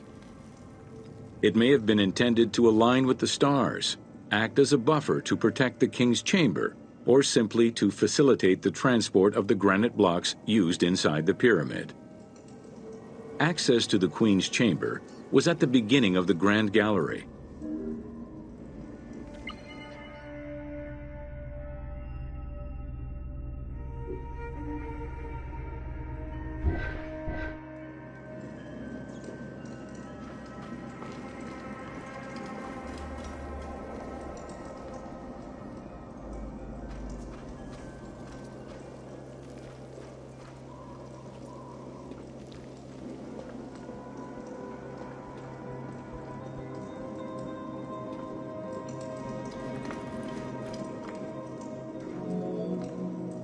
Though this room is referred to as the Queen's Chamber, it is believed that there was no queen buried here. Based on their knowledge of earlier pyramids, Egyptologists believe it was more likely intended as the king's serdab, a chamber meant to contain the Ka statue, which would in turn house the king's spirit.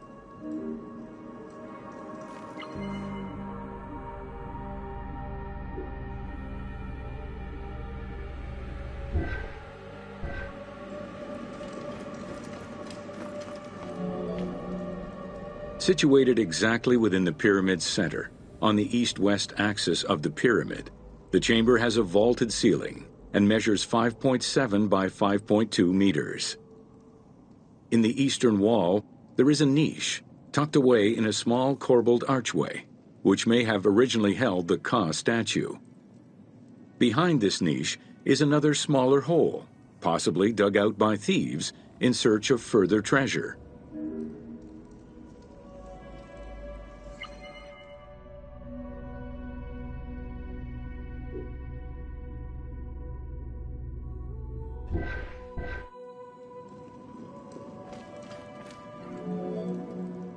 In the 19th century, two shafts were found running through the north and south walls. They each run in a horizontal line for 2 meters before sloping upward, and both are closed off with limestone blocks fitted with copper handles. Whether they were intended as ventilation shafts for workers or a celestial connection for the pharaoh's spirit is unconfirmed.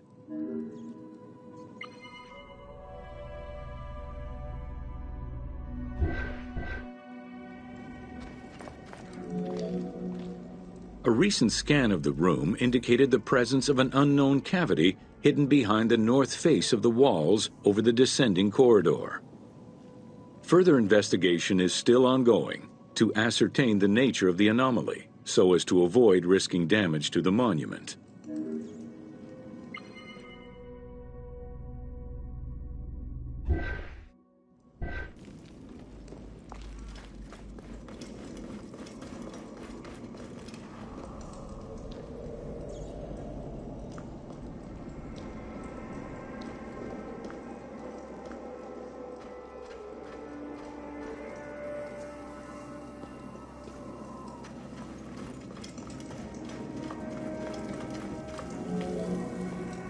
Khufu's architects were possibly influenced by earlier rhomboidal pyramids when designing the gallery. It is the longest corbelled vault ever built, measuring 47 meters long and 8.6 meters high. The walls were made to taper inward, allowing for better distribution of weight. As a result, the ceiling measures just over a meter wide at its highest point. Though this construction technique is present in other pyramids, few have the same precision and stability.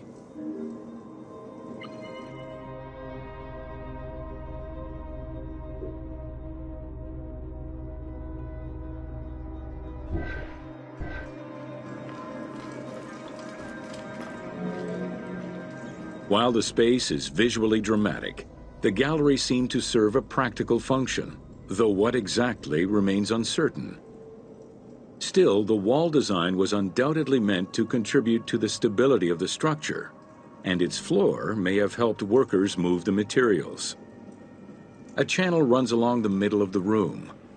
A movable floor originally rested in this central recess. The raised benches on either side are equipped with slots that may have been used to help position the granite blocking stones.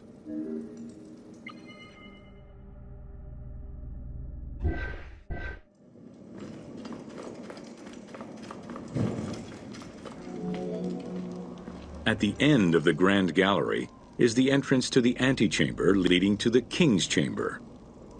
Directly above, there is another narrower horizontal passage that connects to the top of the King's Chamber and allowed the workers access to the weight relief rooms.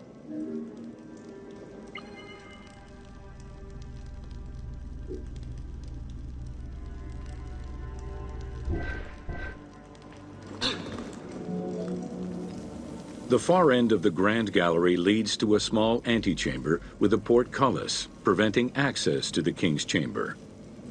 The portcullis was composed of 3 separate granite slabs.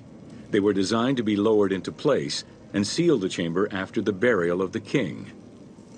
The grooves dug out to hold the slabs in place are still clearly visible to this day. The elaborate locking system was composed of a series of grooves for the ropes and pulleys that dropped the stones into place like the notches on a key.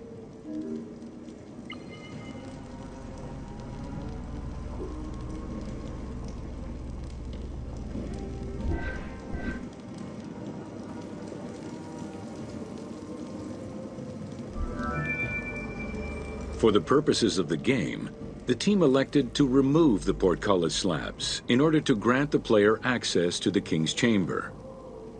In reality, workers would have backed out of the room after the funeral, lowering each slab into place behind them one at a time. Each of the 3 stones were smashed by looters centuries later, and evidence of their break-in is still evident.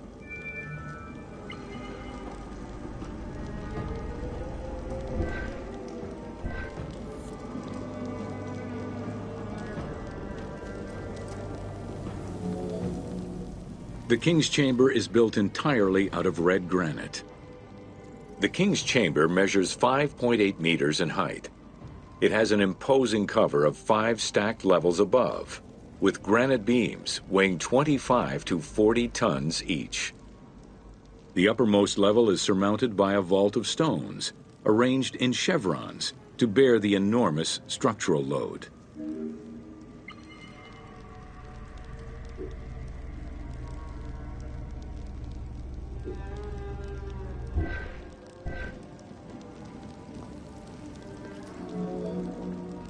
As in the Queen's Chamber, 2 shafts extend out from the room towards the north and south faces of the pyramid.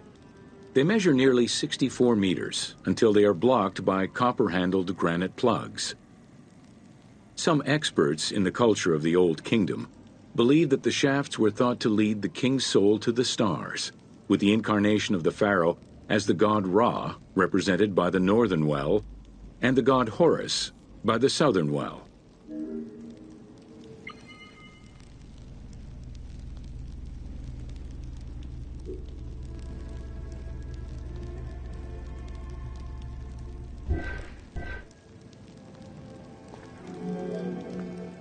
There is a granite sarcophagus at the west end of the room, but it is the concealed construction inscriptions left by workmen on the roof's stones which verify this as the resting place of Khufu. The sarcophagus was recorded as being empty when it was discovered, and its design indicates that there was once a lid in place. It's possible that this sarcophagus is only a cenotaph in memory of the pharaoh, but was never actually meant to receive the body.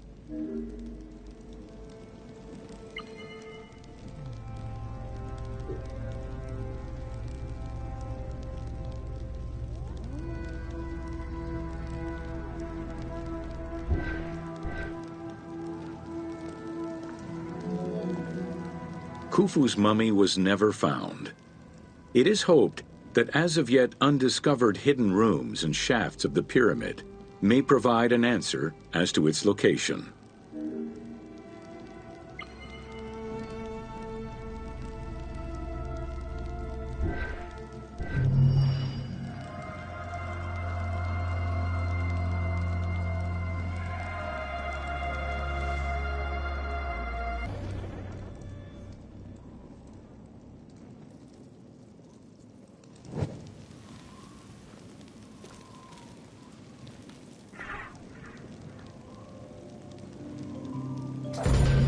Welcome to Jean-Pierre Houdin's Theories.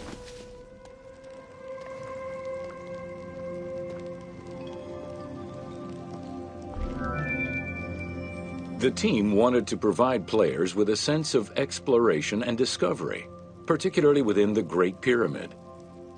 As such, a decision was made that the internal design of the monument in the game would reflect Jean-Pierre Houdin's theories.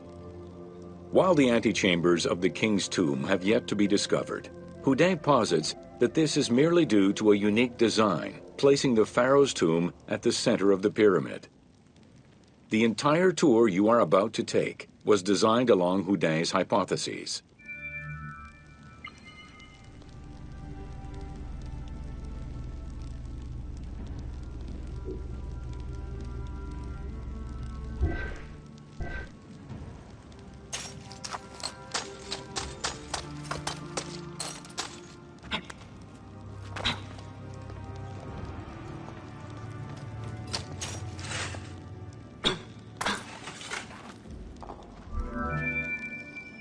While respecting Houdin's hypothesis as to the general layout of the antechambers, the team wanted the contents to enhance the game experience.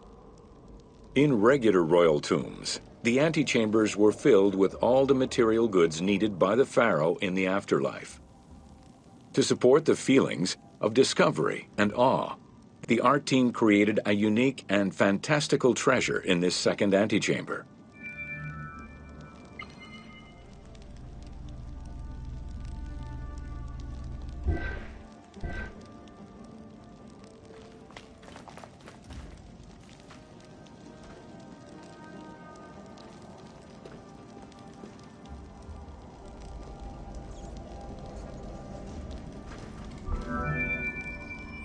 Houdin theorized that the ascending corridor and the Great Gallery were used by the workers to haul hoist the heavy beams above the king's chamber.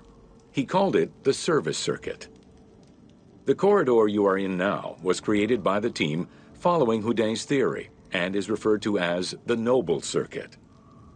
It is through this corridor that the wooden sarcophagus containing the pharaoh's mummy would have been transported to its final resting chamber.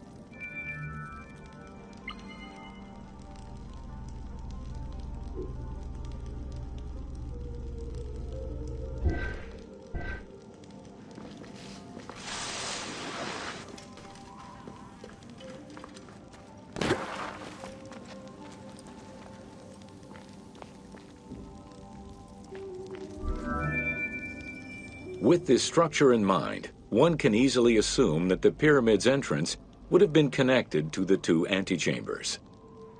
Modern research has revealed that a cavity might be located behind the north face chevrons of the pyramid.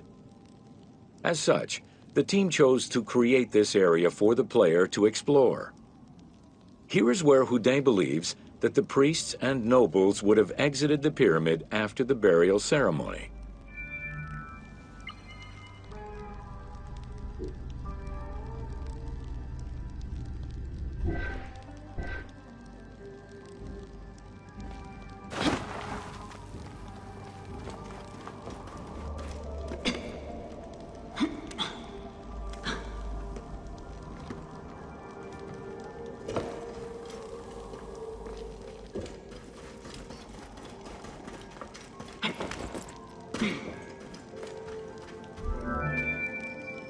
Many theories regarding the construction of the Great Pyramid rely on the usage of external ramps. However, Houdin believes an external ramp would have been too steep for the upper portion of the pyramid. This is why he posits that there were two ramps, an external ramp for about half of the height of the pyramid, which then became an internal ramp for the second half.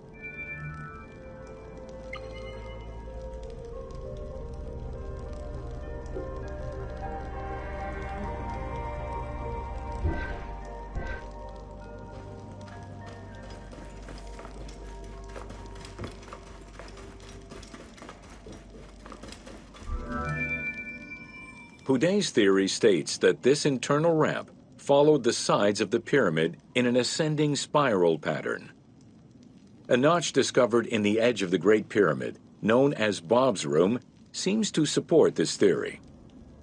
Located at the corners of each edge of the pyramid, these large rooms would have allowed workers to turn the stone by 90 degrees, allowing them to continue the ascent. The team chose to create rooms such as this one, bringing Houdin's hypothesis to life.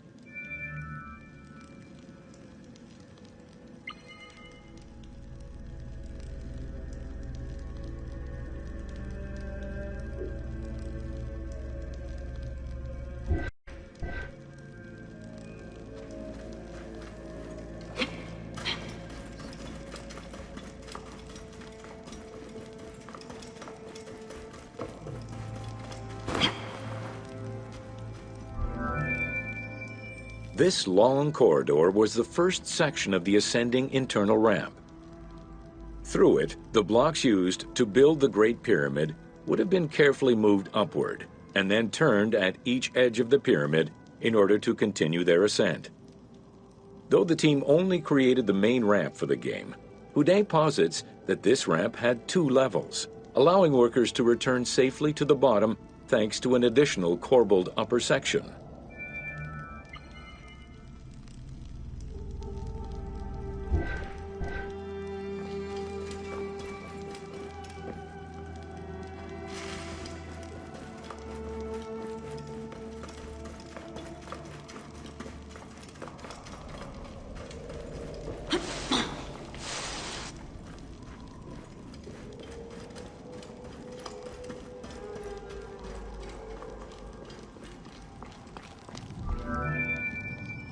According to Houdin, the start of the inner ramp was located at the base of the southeastern face of the pyramid.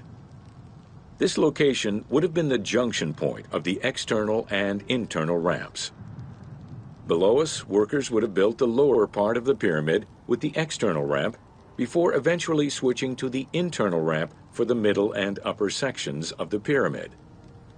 At that time in the process, they could have reused the material of the external ramp to fill the center of the pyramid, hauling the stones in through the internal ramp.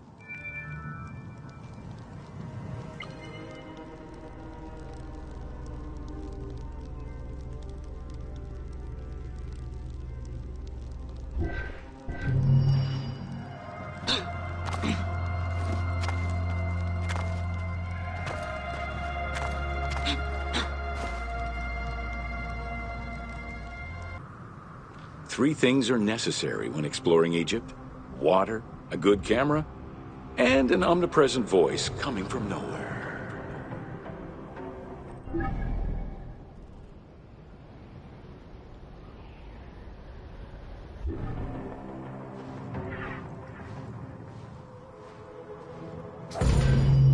Welcome to Khafre's Funerary Complex.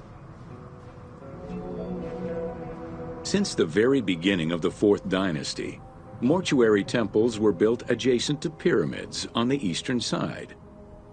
Such a location, facing the rising sun, as well as the world of the living as a whole, held an important symbolic meaning, for it was within the mortuary temple that kings were revived through daily rituals.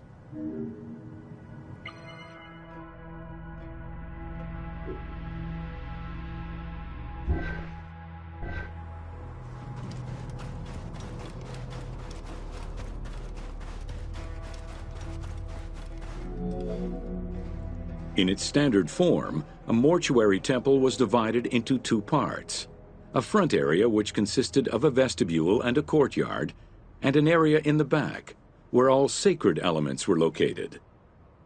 The back of the temple incorporated several essential features, including an inner sanctuary with a false door, which allowed the soul of the pharaoh to travel between the world of the dead and the world of the living.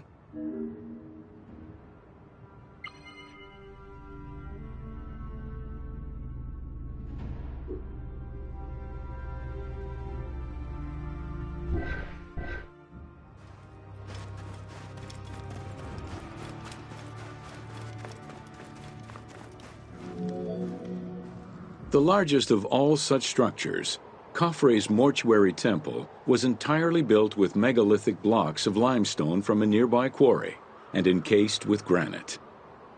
Parts of Khafre's mortuary temple, particularly the courtyard walls, are thought to have been decorated with splendid reliefs.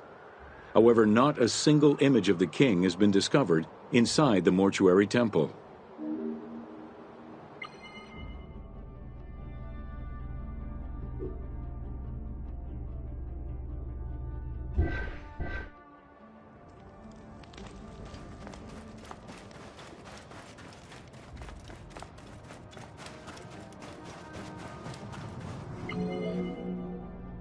Khufu's direct successor, Khafre, followed the custom which required each king to establish a new site for their funerary accommodation, and chose Abu Rawash as his last resting place.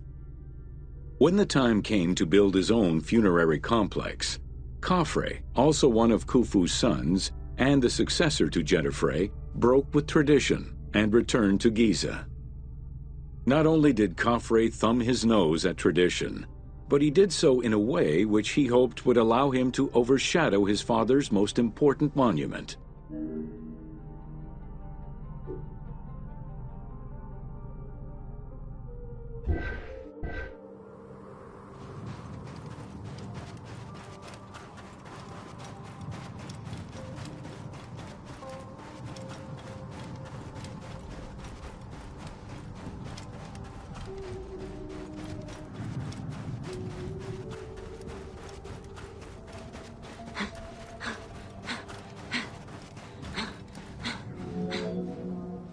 Though Khafre's pyramid is smaller than Khufu's, it was cunningly built on a more elevated bedrock layer than the Great Pyramid, making it appear higher than any other pyramid at Giza. Today, Khafre's pyramid is the only one among the three at Giza that still has the upper part of its limestone casing.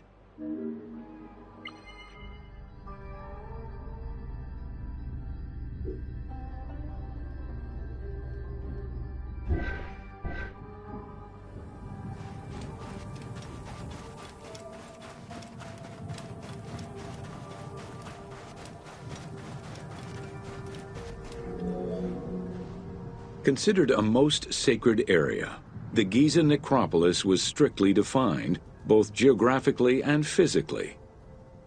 An 8-meter-thick Tura limestone wall completely surrounded the Great Pyramid. The only way inside would have been through the mortuary temple.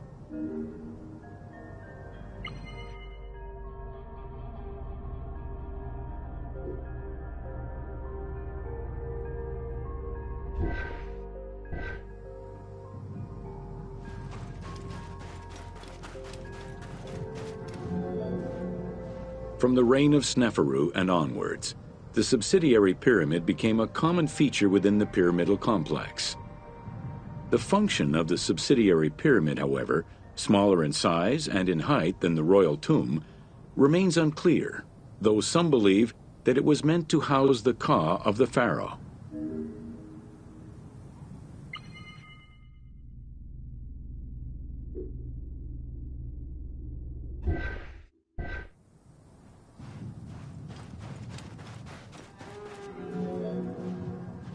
In mainstream media, the Ka is often defined as the soul of the deceased. The truth is a bit more complicated.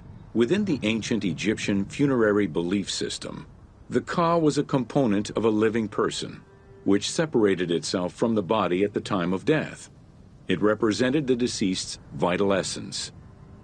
In order for the deceased to ascend to a new life, whether in this world or the next, the Ka had to be embodied in a statue, and its existence maintained through offerings and rituals.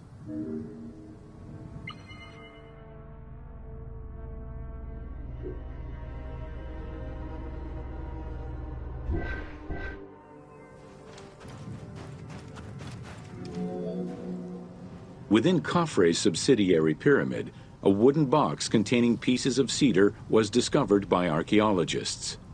When reassembled, it turned out to be a shrine mounted on a sled. Just as with the solar barges found around Khufu's pyramid, it seems Khafre's shrine and sled were ritually disposed of after his funeral.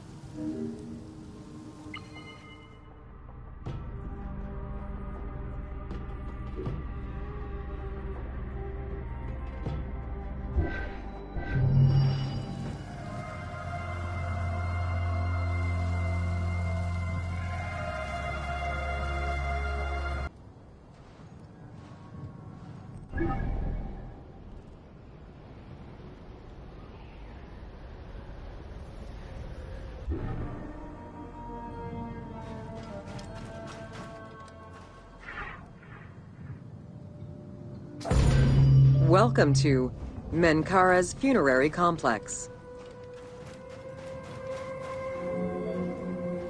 The dimensions of Menkaure's pyramid are much less grandiose.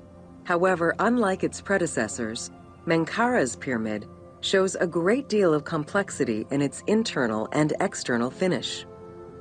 The outside was partially covered in red granite, while the internal walls were richly decorated. This latter innovation would not catch on until the end of the 5th dynasty, when pyramid texts began to adorn the walls.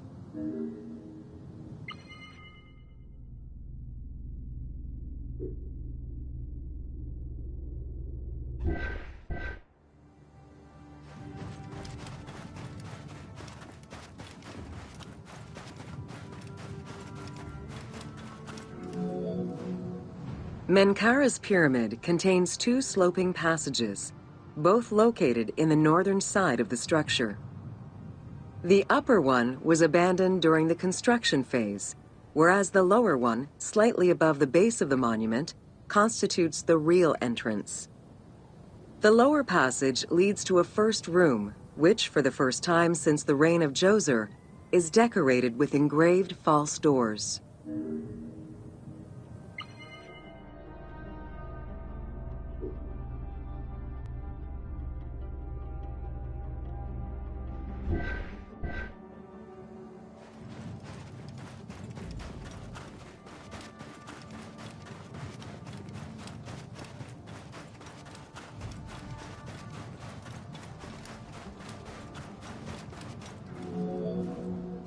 While Menkaure's pyramid complex was unfinished at the time of his death, it was hastily and somewhat shabbily completed by his successor, Shepseskaf. Even so, this funerary structure marks a watershed in the history of this kind of monument. From then onwards, the pyramid shrank, whereas the mortuary temple expanded both in its quantitative and qualitative aspects. Of particular note, it is within Menkaure's mortuary temple that one can find the heaviest block of limestone ever used for a pyramid complex, weighing in at over 200 tons.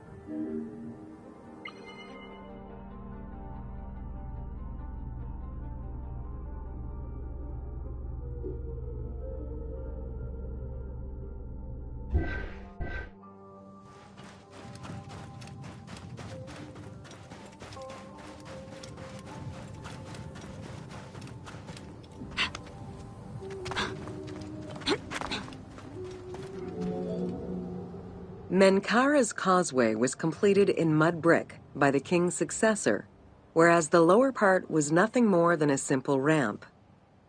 As for the Valley Temple, it was built in 2 phases. The foundations were first laid out in limestone during Menkaure's reign, but the temple itself was completed in mud brick afterwards. As such, the Valley Temple was soon damaged and ended up being completely rebuilt during the 6th dynasty.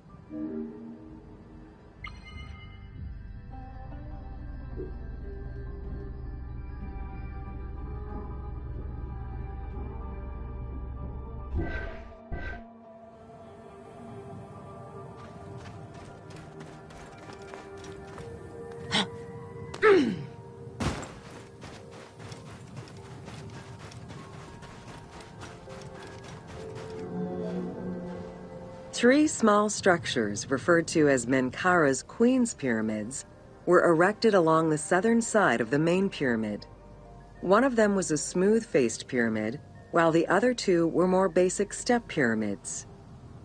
It is difficult to assess whether the latter were designed as such or were left unfinished with no casing to smooth out their surfaces.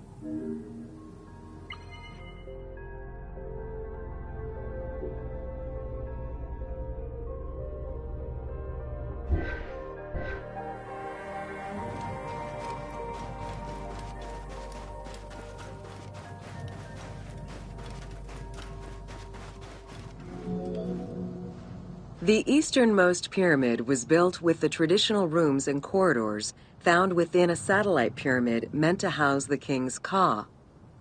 However, a granite sarcophagus was found within, leading to the conclusion that it was used as an actual tomb rather than as a symbolic cenotaph. Drawing on these observations, some assume that this pyramid was first built as a satellite pyramid for the king's Ka, before seeing its purpose change to that of a queen's tomb. Which queen, however, remains a mystery.